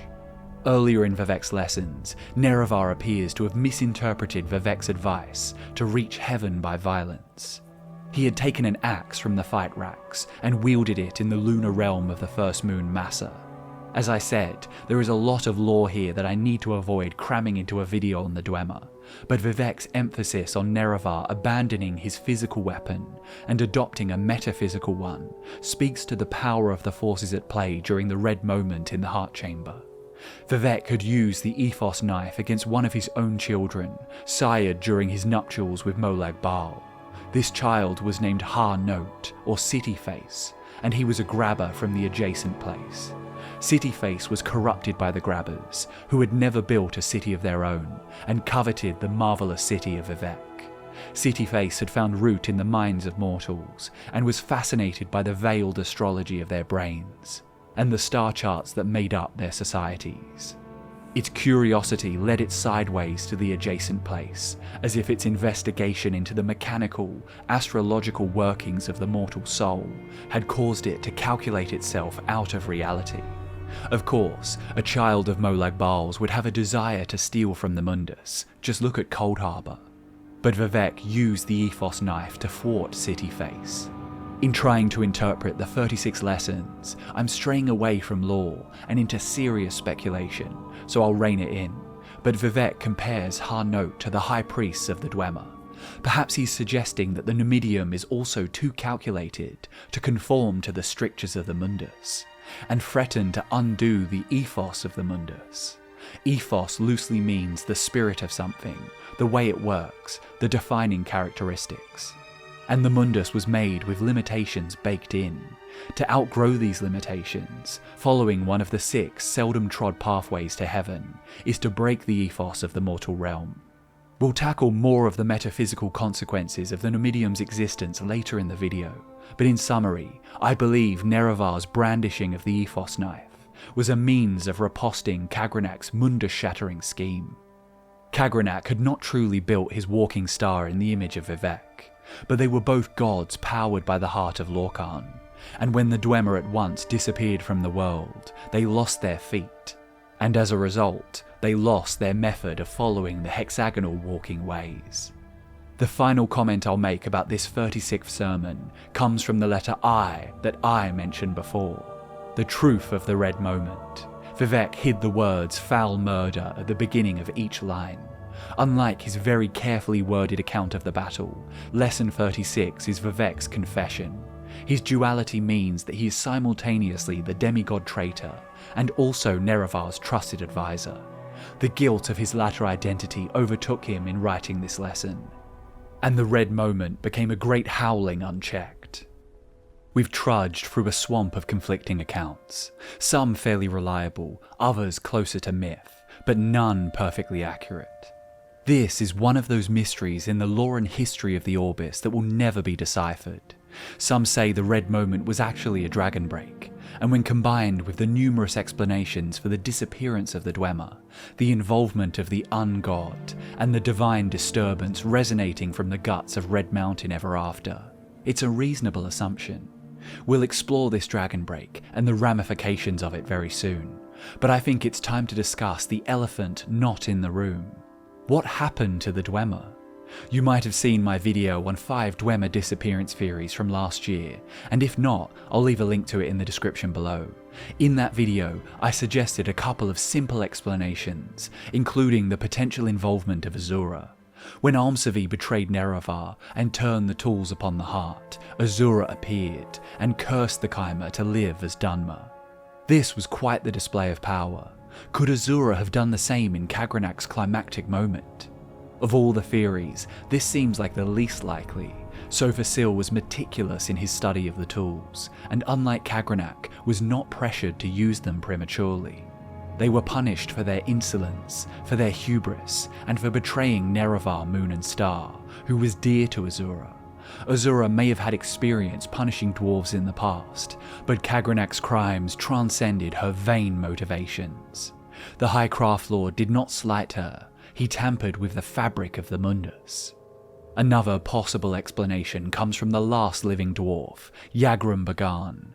Despite being a master crafter in service to the High Craft Lord, Bagan was not entirely sure of what Kagrenac hoped to achieve, and what he did in fact achieve. In his own words, he could not match the genius of Lord Kagrenac. Therefore, he only offers speculation. During the Red Moment, Yagrum Bagan had been in an outer realm, which is a vague description, but likely refers to a realm of oblivion or Aetherius, outside of the confines of the Mundus. So, when Kagrenac meddled with the fabric of Lorkhan's realm, Bagan would have understandably been out of reach, and not subject to the rules and limitations at play. When asked if he has any theories regarding the disappearance, Bagan says, "I think Kagrenac might have succeeded in granting our race eternal life, with unforeseen consequences, such as wholesale displacement to an outer realm. Or he may have erred and utterly destroyed our race."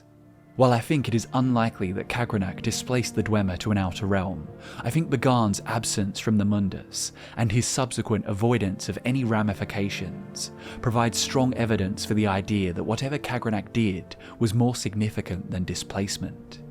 What if he had utterly destroyed the Dwemer race? Well, that leads us to one of the most common theories regarding the disappearance, the zero sum. This concept is not explicitly mentioned within the canon of the Elder Scrolls universe, but I consider it worth mentioning. Vivec described the process of achieving Kim as a secret tower. He illustrated the Aurbis as a wheel, with Ethereum as the rim, the Earthbones as the spokes, Oblivion as the spaces between the spokes, and Mundus as the hub. To achieve Kim, the secret syllable of royalty, high splendour, one must gaze upon the wheel from the side. From this perspective, the knowable universe takes the shape of the secret tower, the name of God, and that is I. So, it would align with the canon to interpret achieving Kim as a form of lucid dreaming. Vivec gazed upon the Orbis and discovered a new kind of duality. When describing Vivec, Sotha says, Vivec craves radical freedom, the death of all limits and restrictions. He wishes to be all things at all times, every race, every gender, every hero, both divine and finite, but in the end, he can only be Vivec. Vivec's anticipation is Mephala, and he shares elements of her sphere. The text titled Vivec and Mephala elaborates. Mephala is the demon of murder, sex, and secrets. All of these themes contain subtle aspects and violent ones: assassination, genocide, courtship, orgy, tact, and poetic truths. Mephala is understood paradoxically to contain and integrate these contradictory themes. And all these subtle undercurrents and contradictions are present in the Dunmer concepts of Vivec, even if they are not explicitly described and explained in temple doctrine. Vivec is a warrior and a poet, a Mer and a god. This is why the side of him that loved Nerevar felt compelled to confess his great sin. This is also why he is well suited to the revelation of the secret tower. He knew he was a tiny part of the Godhead's dream, and therefore his existence was meaningless. He simultaneously had an ego powerful enough to turn this knowledge into a weapon, to become lucid. The Dwemer, on the other hand, kneel before no gods and only adhere to logic and reason. What if, when Kagrenac struck the heart of Lorkhan with his tools, he and the Dwemer people faced the overwhelming force of enlightenment just as Vivec did? Only unlike the warrior poet, their concept organs failed to conjure up some arbitrary metaphysical means to continue existing. They simply could not wrap their reasonable minds around the reality that they did not truly exist. Thus, they did not lucid dream, they instead left the dream entirely. Boom, zero sum, gone without a trace. The flaw in this theory is that the Dwemer, despite having technology that allowed them to use some kind of telepathy, are not a hive mind. Why did the whole race vanish? Why not just Kagrenac? There are also ash piles in some Dwemer ruins. The other counter-argument comes from the competency of the High Craft Lord. What if he knew the consequences of his actions, and actually succeeded in his task? As Yagran Bagan mentioned, Kagrenac was not the type to take risks without making all of the necessary calculations first. Well, this is where the theories become even more abstract. We'll need to stray a bit from the canon and don our conical dwarven metal hats. If we are willing to put faith in the meticulousness of the Dwemer, and in Kagrenac's hypotheses, then we must humour the possibility that the disappearance of the Deep Folk was all part of the plan. The Numidium is commonly called the Brass God, but this is a misconception and a simplification. The Numidium skin is made from dwarven metal, not brass, and dwarven metal possesses some indeterminate ingredient that no other race can replicate. Perhaps that ingredient is the soul of a dwarf, or the conglomerate of every soul of every member of the Dwemer race. This next source is not canon, but comes from a 1999 interview copyrighted by Bethesda. It is called Skeleton Man's Interview with the Denizens of Tamriel, and provides some fascinating insight into the Numidium. Zal, a Malacath selective stationed at Port Telvarnis, has this to say about Kagrenac's scheme. The brass god is Numidium, the prime gestalt. He is also called the Divine Skin. The first to see him was Kagrenac of Vardenfell, the wisest of the Tonal Architects. Do not think, as others do, that Kagrenac created the Numidium for petty motivations, such as the refutation of the gods. Kagrenac was devoted to his people, and the Dwarves, despite what you may have read, were a pious lot. He wouldn't have sacrificed so many of their golden souls to create Numidium's metal body, if it were all in the name of grand theatre. The automatons that wander the abandoned halls of the Dwemer are powered by soul gems. The Dwarves were no strangers to enchanting. Could the Numidium have been essentially an enormous automaton, designed under the same principles, only using an astronomically large quantity of souls, and the divine power of a god to galvanize it? What are souls if not tiny pieces of arcane ethereal energy? Are the gods not made from the same energy? I want to digress momentarily to tell a personal story. This will undoubtedly reveal to some of you just how ignorant and uninformed I am when it comes to the sciences. Beyond Elder Scrolls lore and some random parts of history, I really don't have much of a clue about anything. But when I was young, I remember being uninterested in science. Biology made me feel uneasy, and I struggled to comprehend that this very personal, magical experience I was having, in the form of consciousness, could all be explained away by anatomical diagrams. To this day, I'm unsettled by the thought of the imperfect, organic mess that somehow functions underneath my skin. Chemistry bored me because there were so many elements, and their interactions felt arbitrary to me. I preferred to find meaning in English class, in stories, in humanities, and physics used logic to dismantle all the magic of the unknown. It's hard to believe in gods when distant stars can be made mundane by identifying its ingredients, hydrogen and helium. Where's the wonder in that? But then I decided, just because we've named these elements, it doesn't take the magic out of them. Humans are intelligent, but our understanding is minute, insignificant in the grand scheme of things. I realized that, just because we know what elements make up a star, there's really nothing less magical about it. Who's to say that stars that exploded in the distant past were not akin to gods? When humanity eventually wipes itself out, all that will remain is some carbon and calcium, and some of the other elements that bored me with their mundane names. Were another life form to find these trace elements, they'd have no idea of the lives those elements once lived. They won't know that this idiot made a 3-hour video on a fictional race of elves, and for that, we should all envy them. The reason I felt like making this impromptu digression is because the Dwemer needed to reconcile their logic and reason with the chaotic, Padamaic wonders of the Aurbis. In order to truly innovate and to prove that mortals were not inferior to immortal spirits, they needed to channel the measurable as well as the immeasurable elements of the universe. They did not subscribe to any Anuic or Padamaic religions, but acknowledged the power of their interplay.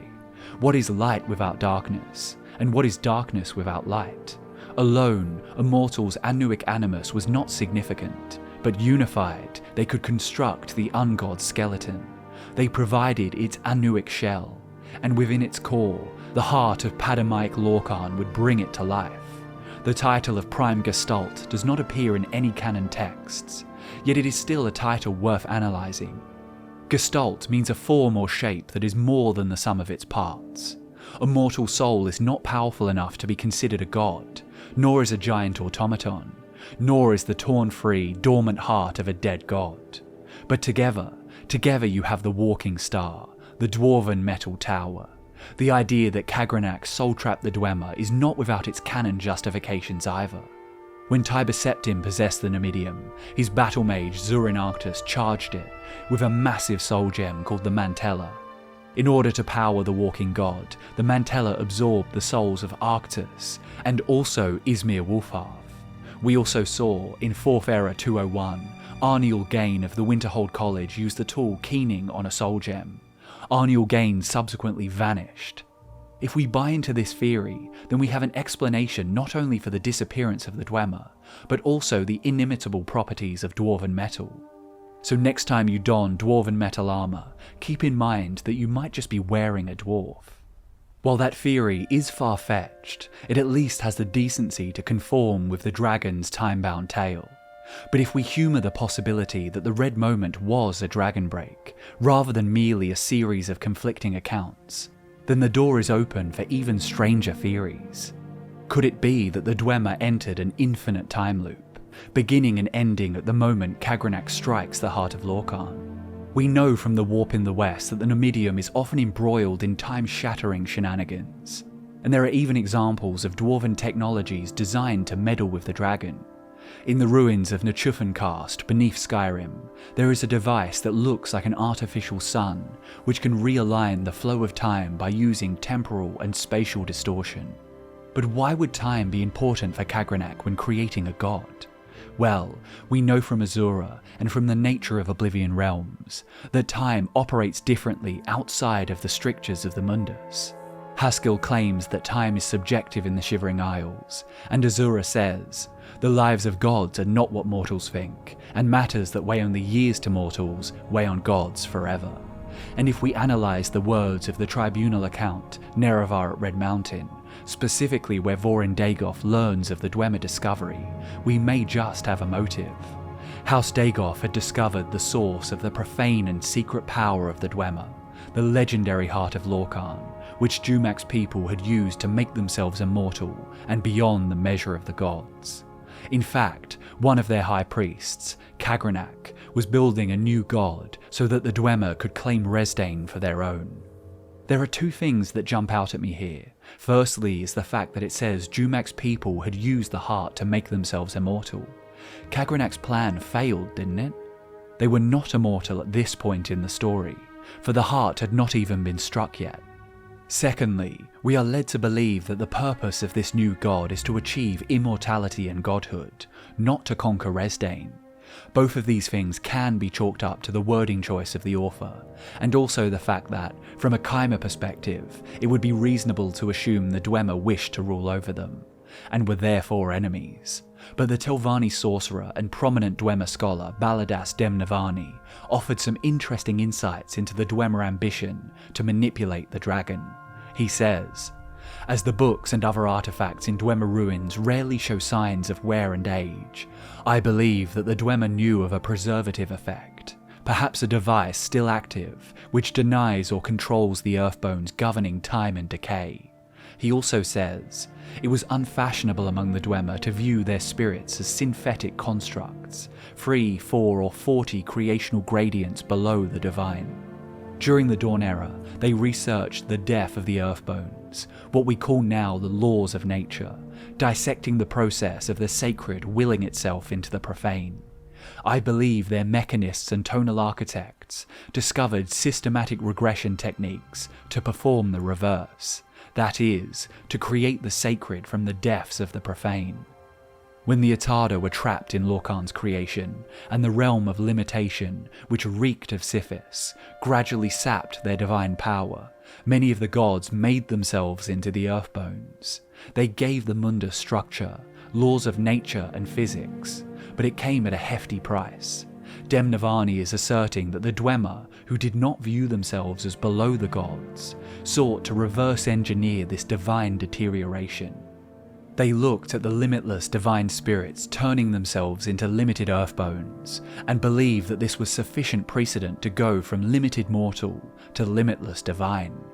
The Ultima always claimed that elves were descendants of the gods, so would this not prove a direct lineage between mortal and divine? If the earthbones put the laws of nature in place, and attached the mortal realm to the decaying influence of time, then maybe they could retrace the steps of the gods to a point where they would be unaffected by time. The creational gradients Demnavani speaks of are the degrees of separation between god and mortal, from Atada original spirits, down to Elnathay, down to mortality. Demnavani refers to Dwemer technologies as anti-creations, and that is because they are trying to reverse the degenerative steps of creation. What's more, this theory actually ties in with the previous theory that the Dwemer became the skin of the Numidium.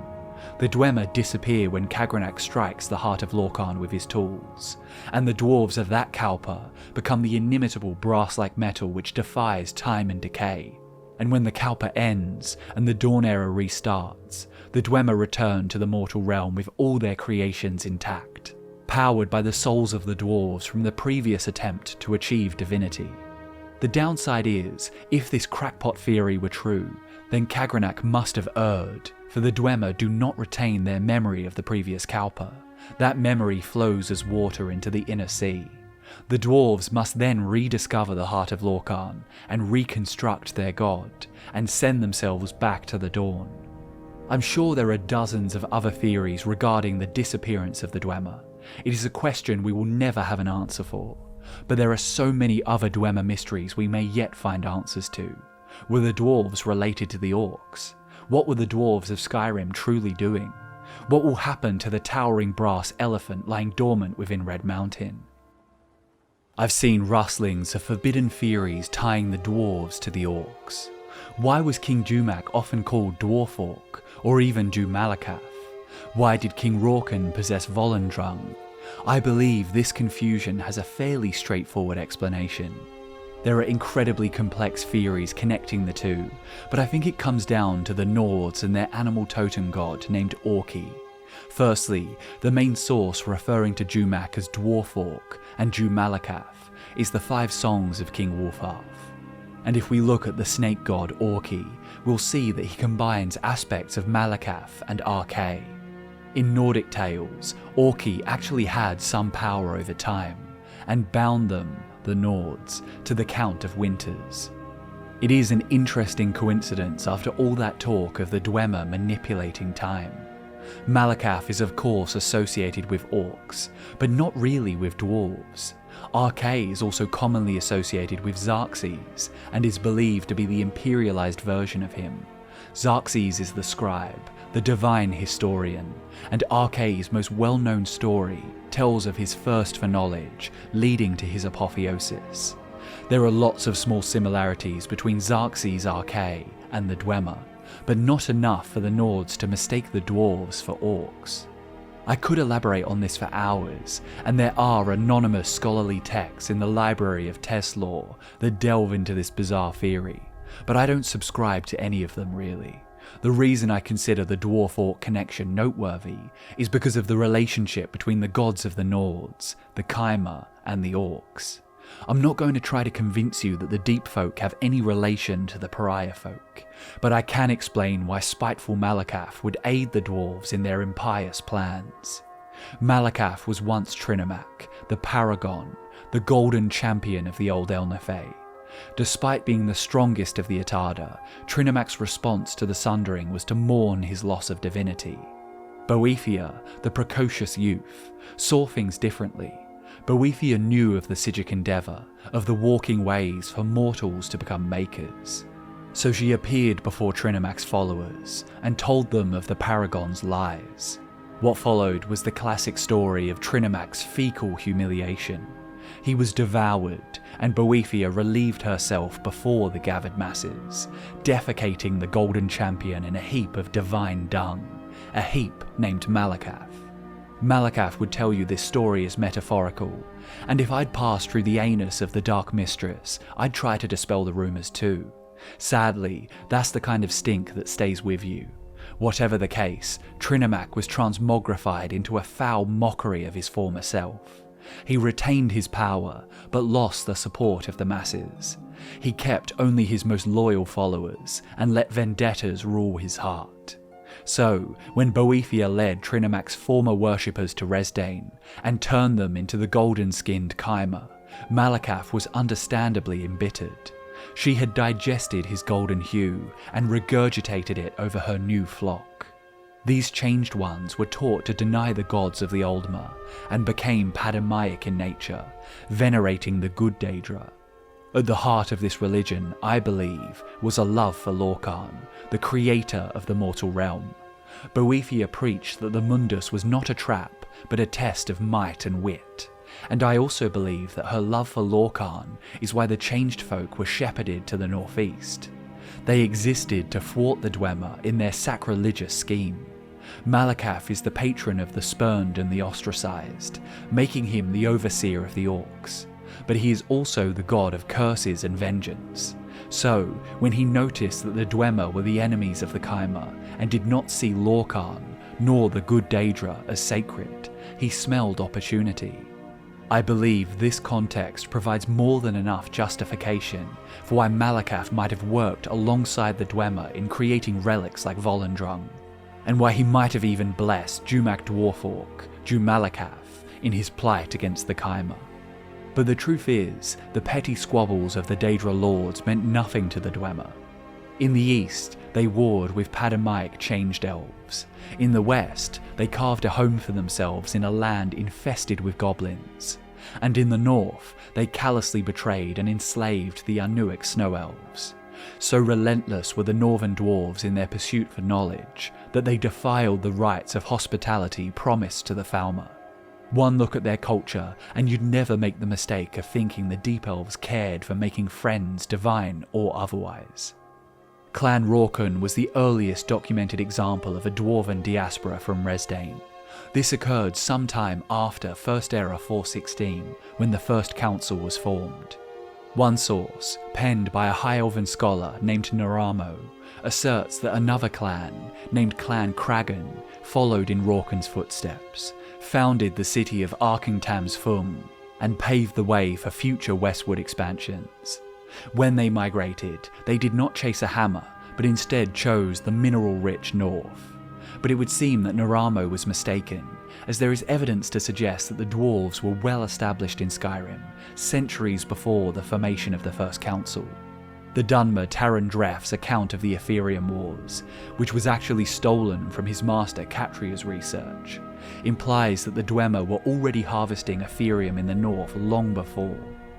The text vaguely dates the Ethereum Wars as taking place in the years following King Harold's reign.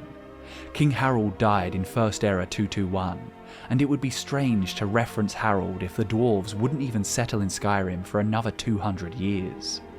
And to further debunk Naramo's timeline, we know that the Nords drove the Snow Elves out of Skyrim by First Era 143.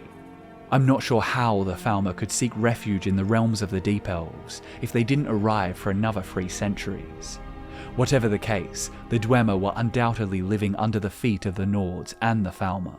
Skyrim is not an easy place to live. The Falmer Snow Elves were well suited to the climate, as were the Nordic Children of the Sky, who carried a wind with them. But beneath the earth, geothermal energy provided warmth, and the immense subterranean cavern of Fal Zardum Din, or Blackreach as it is commonly known, made for a unique and fascinating relationship between the city-states. Exact dates will always be hard to find with anything related to the dwarves, but in the ruins dotting Skyrim, we can learn a great deal about the culture of the northern Dwemer. Like the Dwemer of the East, the dwarves of Skyrim filled their domain with wondrous creations. They had orreries and automatons, great halls and lifts, but they also had innovations unseen anywhere else, like the magnificent artificial suns within Blackreach, that may just have possessed the power to manipulate time. And they even possessed an Elder Scroll, devising technologies that would allow them to decipher them without going blind. It would appear the Northern Dwarves were no less ambitious in their schemes than Kagrenac and his tonal architects. For the Dwemer of Skyrim, everything pivoted around the vast underground expanse of Blackreach. Some of the most prominent dwarven citadels were connected to this grand underground cavern by great lifts, linking the surface to the depths. Foremost among the dwarven citadels were Alftand, Mazinchaleft, Raubdfar, Erkingtand, and Arkingtams, the first 3 all featuring great lifts. So long as these city-states were unified, there was little the Nords could do to weed them out. Alas, peace would not last, as a resource of gross power was discovered in this bountiful northern realm, a luminescent blue crystal called Ethereum. In the late Malefic, early First Eras, the Dwemer were not the only advanced civilization. In the heartland of Sirid, the Ayleids were flourishing. They conquered the perilous jungles, and their citadels were as marvellous as they were enduring. Even in modern times, millennia after their initial construction and the fall of their glorious empire, Ayleid architecture serves as a constant reminder to Cyrodiilic humans that the Ayleids were preeminent. The Ayleids differed from the Dwemer in one fundamental way. They could not live without the wonders of the cosmos overhead. While they did dwell beneath the ground, the external parts of their citadels were built to bask in starlight. Their architects worked exclusively with pale stone, which was scrupulously shaped and laid by an infinite supply of Nedic slaves, and the resulting circular structures stood regal and resplendent amid the chaos of the jungle. At the pinnacle of these constructions, the Ayleids placed wells, designed to collect the energy of the stars above. The Ayleids believed that Nirn was composed of 4 elements: earth, air, water, and not fire, but light. All of the greatest Ayleid innovations came from light. A common Ayleidun phrase goes, Av Molag Anyamis, Av Lata Magica. From fire, life, from light, magic. With the power of starlight, as well as cosmic debris in the form of meteoric iron, glass, and ethereal fragments, the Ayleids cut Welkind and Vala stones, capable of replenishing magicka, even storing the memories of the dead. I'll refrain from delving into the incredible inventions of the Ayleids for now, for they'll have their own video, but the Dwemer found gems of similar otherworldly potential in the form of Ethereum. How fragments of Aetherius managed to burrow their way so deep underground isn't explicitly stated in any histories or geological studies, but it stands to reason that a realm created and upheld by the spirits of Aetherius would contain the residue of said spirits. Whatever the case, the Dwemer recognised the transcendent power of this coruscating blue crystal, and it soon spread disharmony among the dwarves, disharmony that the Nords above ground were quick to capitalise on. According to the text titled The Aetherium Wars by Catria, modern scholars know Aetherium as a rare, luminescent blue crystal found in some Dwemer ruins. Most consider it little more than a curiosity, as it has proven all but impossible to work with. While it has a strong magical aura, it is alchemically inert, and no known process can enchant, smelt, mould, bind or break it. To the dwarves, of course, such problems were merely a challenge. In the years following King Harold's reign, the Dwemer discovered a considerable source of Aetherium in their deepest delvings. An alliance of 4 cities, led by Arkentams, the great research centre in the Southern Reach, was formed to oversee its extraction, processing and study, and a new Aetherium forge constructed to smelt it under precisely controlled conditions. The items produced by the forge were artefacts of immense power, imbued from the moment of their creation with powerful enchantments. The Dwarven alliance shattered almost immediately, as the 4 city-states and their rivals attempted to claim the forge. This is yet another example of the Dwemer, despite their ingenuity, not being unified. The Western Dwarves denounced Jumac's alliance with the Chimer, the Eastern Dwarves disputed over Kagrenac's brazenness, and now the Northern Dwarves clashed over control of the Aetherium forge. It would appear that this decades-long infighting exhausted the Northern Dwemer to such an extent that the Nords, under High King Gelir, managed to conquer the Dwarves. I put the word conquer in inverted commas because I'm not exactly sure what this means. Even in modern times, after the disappearance of the Dwemer, only a handful of brave adventurers have managed to make it into a ruin without being immediately executed by an automaton. Granted, the Nords were in their prime during the first few centuries of the First Era, but I find it hard to believe that they could exercise control over the dwarves dwelling underground. This conquest might have kept them from surfacing, but that's about it. In the wake of the wars, it seems the dwarves stopped their research into Aetherium, and the Great Lift at Befalft was sealed. Despite this, the Dwemer continued to rule the depths of Skyrim for several centuries to come. The Northern Dwarves were unique in their research into Aetherium, but that was not all. We know they possessed an Elder Scroll, and had a disturbing relationship with the Falmer Snow Elves. If you've seen my video on the Falmer, you'll know that I believe there's a connection between these two topics, and I'll summarise that theory soon. But sometime prior to the Aetherium Wars, in or around the mid-2nd century of the First Era, the Snow Elves came to the great brass gates of the Dwemer seeking asylum. The dwarves took them in at a cost. And when the Snow Prince fell to the ground, the Ice Elves divided above and below. Now vanquished and brutally bound, one moment had shattered all they did know. the once cool wind on their skin, now replaced with the heat of the flame, and a pride once felt deep within, forgotten along with their name. Torn from their home of ice and frost, thrown into the pitch-black dread of night, living in fear as their minds become lost, as their eyes begin dimming the light. Chained and enslaved, what once was light turned to blackness, alone and betrayed, sinking deeper into madness. Though the Snow Elves had admired their subterranean neighbours, they were not close allies. Devotion to the Inuit gods was paramount for the Falmer, and the light of Magnus was crucial for sustenance as well as spirituality. To descend into the domain of the Deep Elves was not a decision made lightly. The Dwemer nevertheless opened their doors. If you've adventured the northern tundras, you've doubtless seen what became of the pure and pious elves. A race aligned with Magnus's majestic meridian, their pale eyes cast toward the clear, frigid sky, now hunched and sunlight-starved, mindless and blind. How they ended up this way has long been the subject of debate for scholars. The consensus sits at poisoning, but I've always struggled to understand why the Dwemer would opt for such brutal and impractical torment. Calcelmo's stone offers some insight into the motivations of the Dwarves in accepting the Falmer refugees.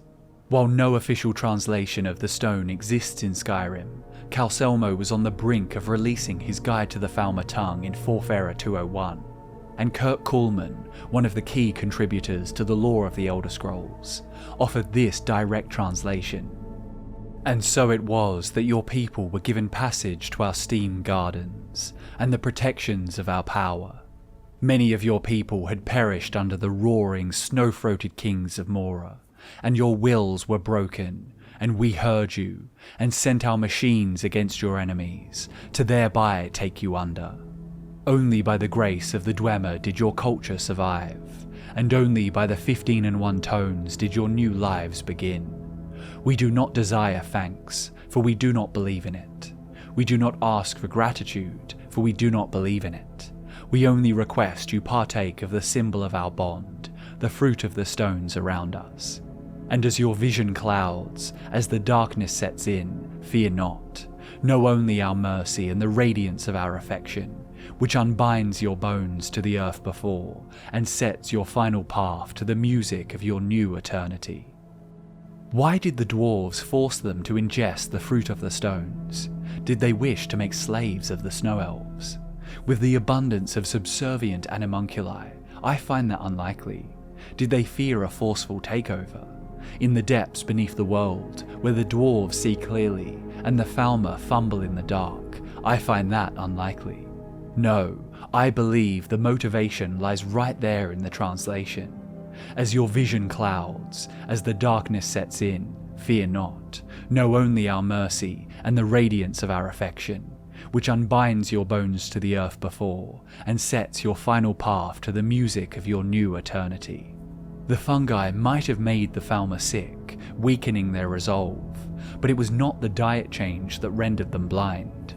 I believe the Falmer were being tied to racks and forced to read the Elder Scrolls. We know from innovations like the cubic lexicons that the Northern Dwarves sought ways to decipher the scrolls without going blind. Perhaps the Falmer were one of the methods that the Dwarves experimented with, and the reason the Falmer went lame. Vision clouding, darkness setting in, sounds a lot like the side effects of reading a scroll without proper training. The text, titled Effects of the Elder Scrolls, states, Group the Second, the Unguarded Intellects. It is this second group that realizes the greatest danger from attempting to read the scrolls. These are subjects who have an understanding of the nature of the Elder Scrolls and possess sufficient knowledge to actually read what is inscribed there. They have not, however, developed adequate discipline to stave off the mind-shattering effect of having a glimpse of infinity. These unfortunate souls are struck immediately, irrevocably, and completely blind. The dwarves were so unerring in their pursuit of transcendent knowledge that they were willing to sacrifice the sight and sanity of the Snow Elves. Whatever the truth may be, the Falmer ultimately degenerated into the stunted creatures we see lurking in the dark recesses of the northern tundras, supposedly causing every misfortune and disaster ever to occur to the superstitious Nords. But in the centuries that followed, the enfeebled Ice Elves eventually mustered the strength to rebel against their captors. And so began the War of the Crag. The only known source on this war comes from Ursa Ufrax, the same scholar who disseminated the widespread belief that the Dwemer fungi was the cause of Falmer blindness. Of course, she could be totally right, but some skepticism is justified, as Ufrax's findings are not contemporary with the actual events. Like all of us, she is engaging in conjecture based on her observations. According to her study on the Falmer eventually rebelled, generations after they first sought solace among the Dwarves and experienced bitter betrayal. The Falmer rose up against their oppressors. They overthrew the Dwarves and fled even further down, into Blackreach's deepest, most hidden reaches. For decade upon decade, the two sides waged a bitter conflict, a full-fledged and bloody War of the Crag that raged deep below Skyrim's surface. Completely unbeknownst to the Nords above, a war whose battles and heroes must forever remain lost to our knowledge. Now, in my personal opinion, it is rather presumptuous to claim that the bent and blinded Falmer overthrew the Dwarves in their own dominion. But this is just one historian's perspective against another's. The result of this war is unaffected by such disagreements. One day, in the 700th year of the First Era, the War of the Crag came to an abrupt end. For on that day, the Falmer went to meet their Dwemer foes in battle, only to find that the entire race had vanished. Kagrenac's deed was done, and many leagues from Red Mountain, the Falmer were left to inherit the realm of their jailers. The disappearance of the Dwemer is a fascinating subject, but there is something far more significant to discuss in the aftermath of the Red Moment, something with the potential to unravel the Mundus at the seams. And this is where we come to the part of the story that I've been dreading since the beginning. The Dwemer might have excised themselves from the song, but they left their most profane abomination behind, and no mortal could be trusted with this uncreation. The brass tower walks, and with every footfall, the fabric of the Mundus unravels. Taken from the sermons of Deldris Morvain, fourth tourbillon to the mainspring Everwound. But most profane is this, the walking horror that bears the name NM, the brass tower of vanity, the mindless guardian of the Nirn Prior, the antipodal god thing that reigns on the darkest pole of the sacred Nirn sphere. Of all the threats to Tamriel Final, NM is the greatest. Anuvanasi, the Daedra can be banished in fort, but NM must be sundered on Nirn. It is the welded knot at the centre of Anu that must be untied. The god puzzle, the mainspring Everwound, remains silent on this point, and where there is silence, there is great wisdom. In building his clockwork city, Sotha endeavoured to make a perfect Nirn, free from the flawed Atada gears, watertight and everlasting. Nirn Prior was always susceptible to assaults from beyond the moons, but his new realm would be safe from Daedric invasion and any existential threat. It seems that Sotha's flawless creation was not, however, protected from the Numidium, and soon his fears will make sense, as NM's power far exceeds that of any malevolent spirit. In my opinion, the walking star is the welded knot at the centre of Anu, because it transcends the flaws of mortality, the weaknesses of the mundane, the chaos that comes from Sithis Lorkhan. Though it is powered by the heart of a Padamaic god, it is an automaton of uncreation. It burns with the devastating brightness of Anu unchallenged. Without limitation, NM is too powerful, too perfect, too Anuic. It defies the laws set in place to keep the Mundus alive. It is a refusal of the limits solidified by the sacrifice of the Earthbones. If the brass tower can unmake the Aurbis, not even Set's perfect clockwork Nirn is safe. Sotha is uncharacteristically cautious when compared to most mortals. He's one of the few examples of a man or mer who was faced with the potential of supreme power and handled it responsibly. He took his time studying Kagrenac's tools before turning them on the heart, and unlike his god-sister Almalexia, he did not revel in the afterglow of ascension. He didn't herald himself the father of Morrowind. he sought solitude to work on his creations. And even once his Tamriel final was constructed, he didn't stand in the spotlight. These are his own words on ruling. I am whatever the people need me to be, a guardian, an oppressor, for some too distant, for others too meddlesome. I am the canvas upon which they paint their dreams and resentments, a vessel for their hopes and doubts, a mirror, nothing more. If only every noteworthy mortal possessed their power with Set's forbearance. Maybe then the Numidium would never be abused. Maybe then it would be dismantled and tossed into the sea to endure only as a rusted memory. Maybe then. But the Numidium soon fell into the megalomaniacal hands of man. Say what you will about the tribunal, murdering their king and usurping the mantles of the Anticipations. But one thing they did not do, likely at the behest of Sotha, was try to exploit the Numidium. It might have just been prudence keeping them from growing too greedy. It might have been fear keeping them from following in Kagrenac's footsteps. Or, what I find most likely, is that Almalexia were content having their divinity, while not tampering too much with the fabric of the Aurbis. We already know how Set felt about the Numidium. Almalexia cared not for denying the gods, or creation. She wanted Morrowind to stay as it was, only under her benevolent rule, not her former husband's. And Vivec, while Vivec's methods for reaching heaven and enlightenment did not require the walking star, even though it was supposedly built in his image.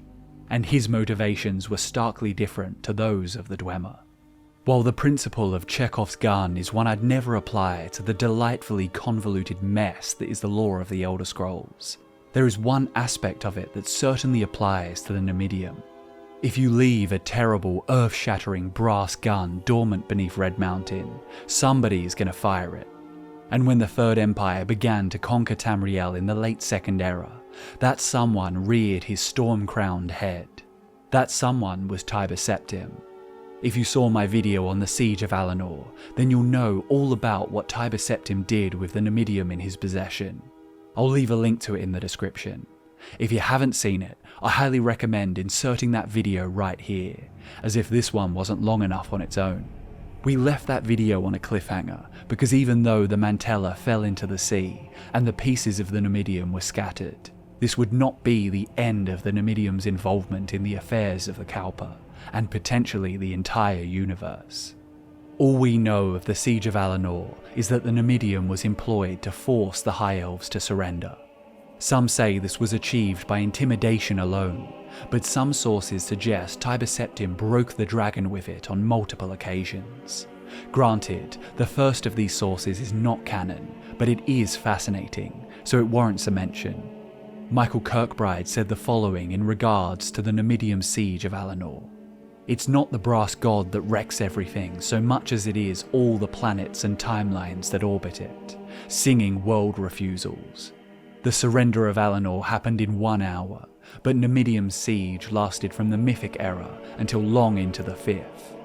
Some mirror logicians of the Ultima fight it still in chrysalis shells that phase in and out of Tamrielic Prime, and their brethren know nothing of their purpose unless they stare too long and break their own posser points.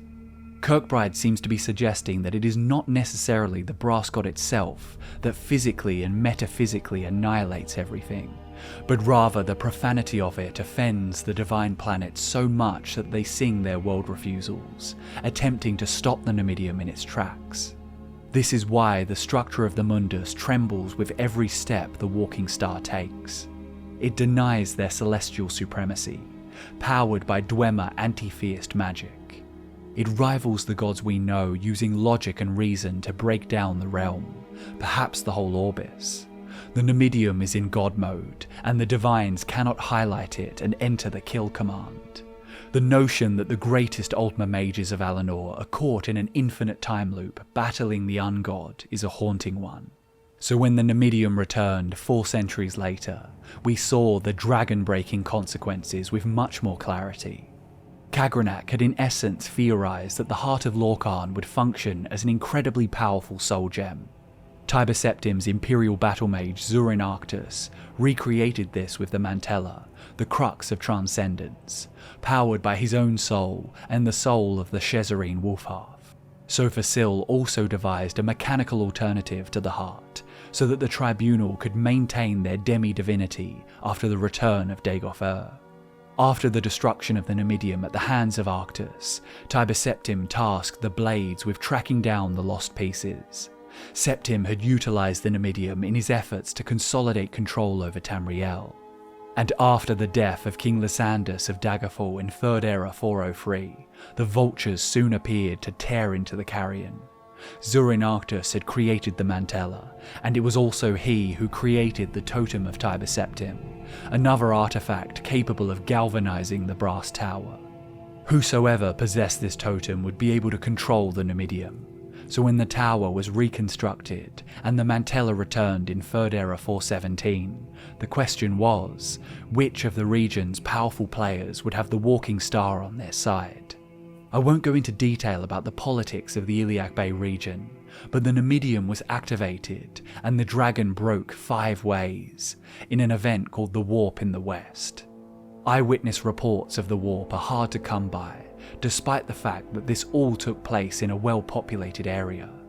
In the case of the Grey Lady, one of the witnesses featured in the Blade's official account of the warp. I was travelling northeast along the foothills of the Hrothgarian Mountains on the 9th of Frostfall, when I felt a great heat behind me, like a fire. I turned, but I regret to say I cannot tell you what I saw.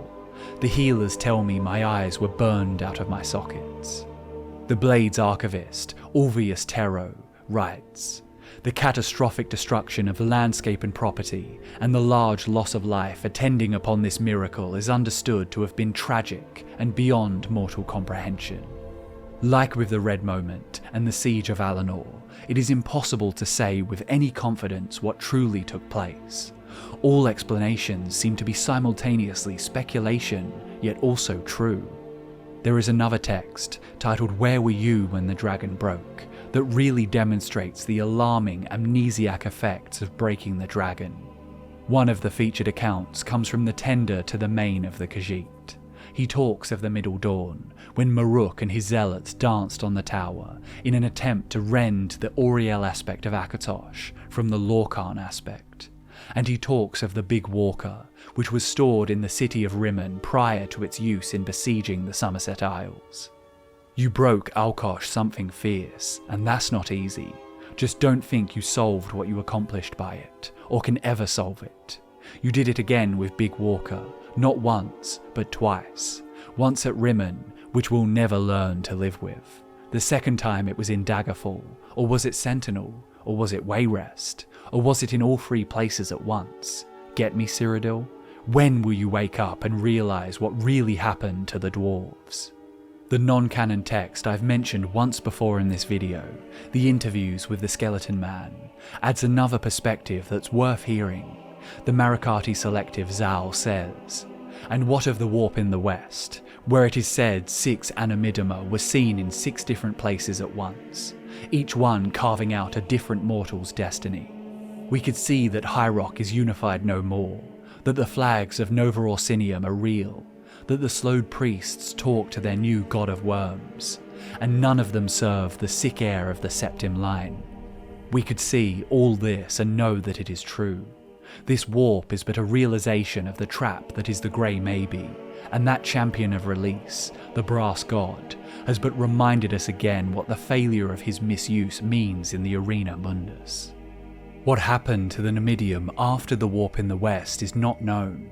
Just like the details of its various activations, mortals are left with an overwhelming sense of bewilderment, and are unable to recollect any crucial information.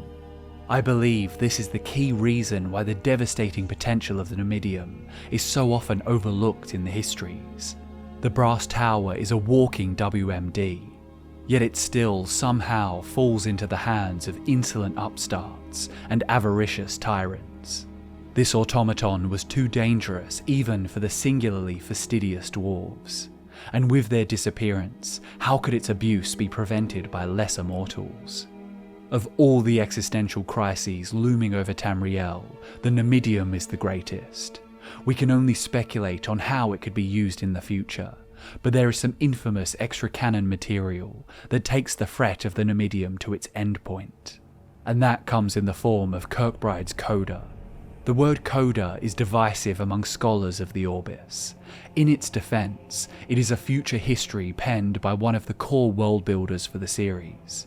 But no matter how you cut the Atomos, it is not, at the end of the Kalpa, canon, and no conclusions about existing material should be made with coda in mind. As a result, I've always avoided mentioning it in videos. Coda refers to a comic book set in a 5th era Tamriel, taking place on a space station on the moon Massa. But coda can also be used to refer to the idea that all players and speculators are valid contributors to the lore. The Elder Scrolls is a colossal structure built on unstable foundations. In universe, we have a plethora of unreliable narrators and biased sources, and in our world, the godheads that decree what is canon come and go. I understand if you see no legitimacy in these extra canon writings, and in that case, you can take comfort in the uncertainty of what's to come.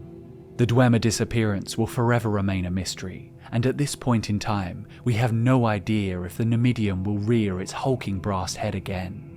But for those interested in hearing one potential Kalpic timeline in which the Numidium does rise again, well, you may be interested in coda. Most of the story is told from a Dunmer settlement on Massa, a millennia after the end of the 4th era. This is because Nirn was ultimately obliterated by the Numidium in an event called Landfall. Remember what I said about the Ultima mages called Mirror Logicians, fighting the Numidium outside of time, phasing in and out of Tamrielic Prime? Well, this time warp led the Walking Star to return to the mundane realm in the 5th era, where it resumed its crusade against the Falmer and the Somerset Isles.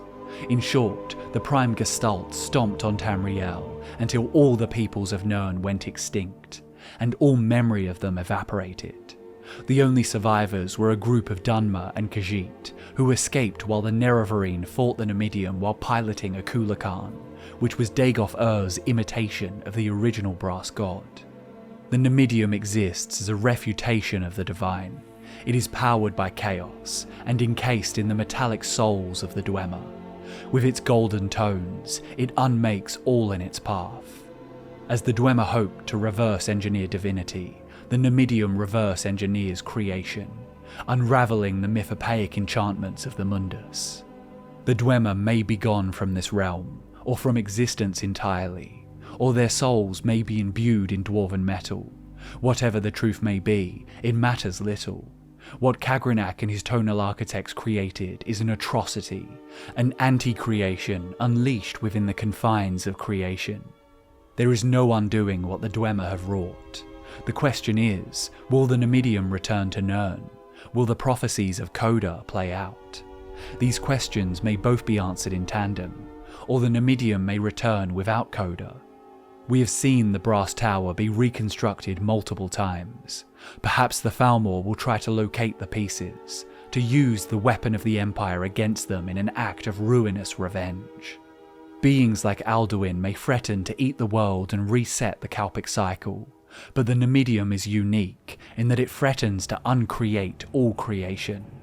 If it isn't stopped, it may just retrace the creational gradients until it reaches the level of ineffable Anu, a final cosmic no in the face of chaos and variation. And should that time ever come, when time would no longer be a concept, we may never be able to talk about the Elder Scrolls again, for it may zero-sum entirely from our minds. And there you have it, guys. We've finally reached the end of our deep dive into the domain of the Dwemer. I hope you enjoyed this journey as much as I did, and I hope I get my voice back at some point. I'd love to hear your thoughts on all these mysteries, especially the future of Tamriel, and the role of the Numidium. If you're new to the channel, hit subscribe for more Elder Scrolls lore. And if you'd like to support these ridiculously long deep dives, I'll leave a link to my Patreon in the description. But please, only pledge if you can comfortably afford to. Thank you so much for watching. My name is Drew, you've been watching Drewmora, and I'll see you in the next one.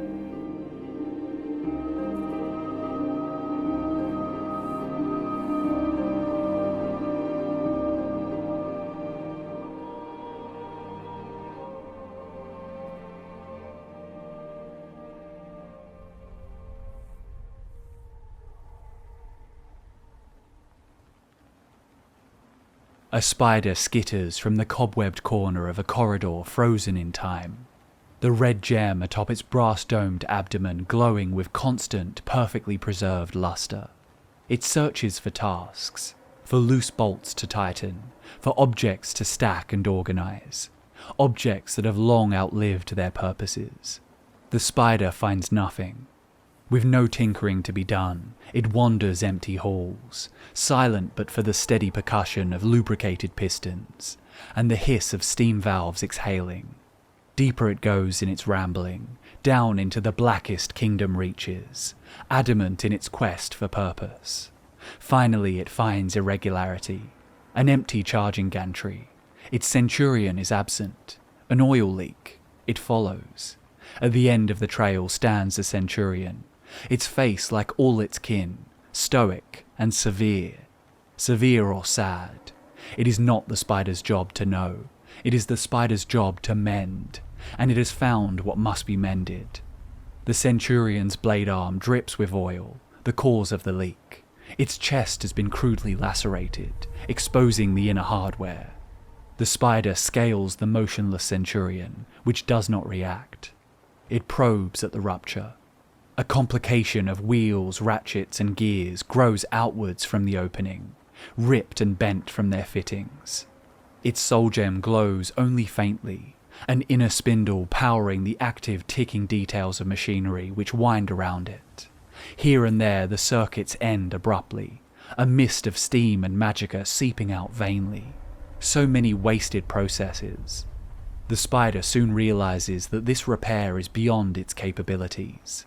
This centurion would leak steam, oil, and that silent other thing until it was no more. The spider climbs down and scurries away in search of a new task. It could not recognize the beauty of the subterranean vista sprawling out before it. But as the internal pressure escapes the centurion, and its hardware switches itself off, one circuit at a time, the centurion's stoic visage soaks in the indigo bioluminescence. The core of the centurion loses its power, and is unable to charge the facial mechanisms. Its jaw slowly slacks open, and one final rattle escapes into the cold dark depths of the world.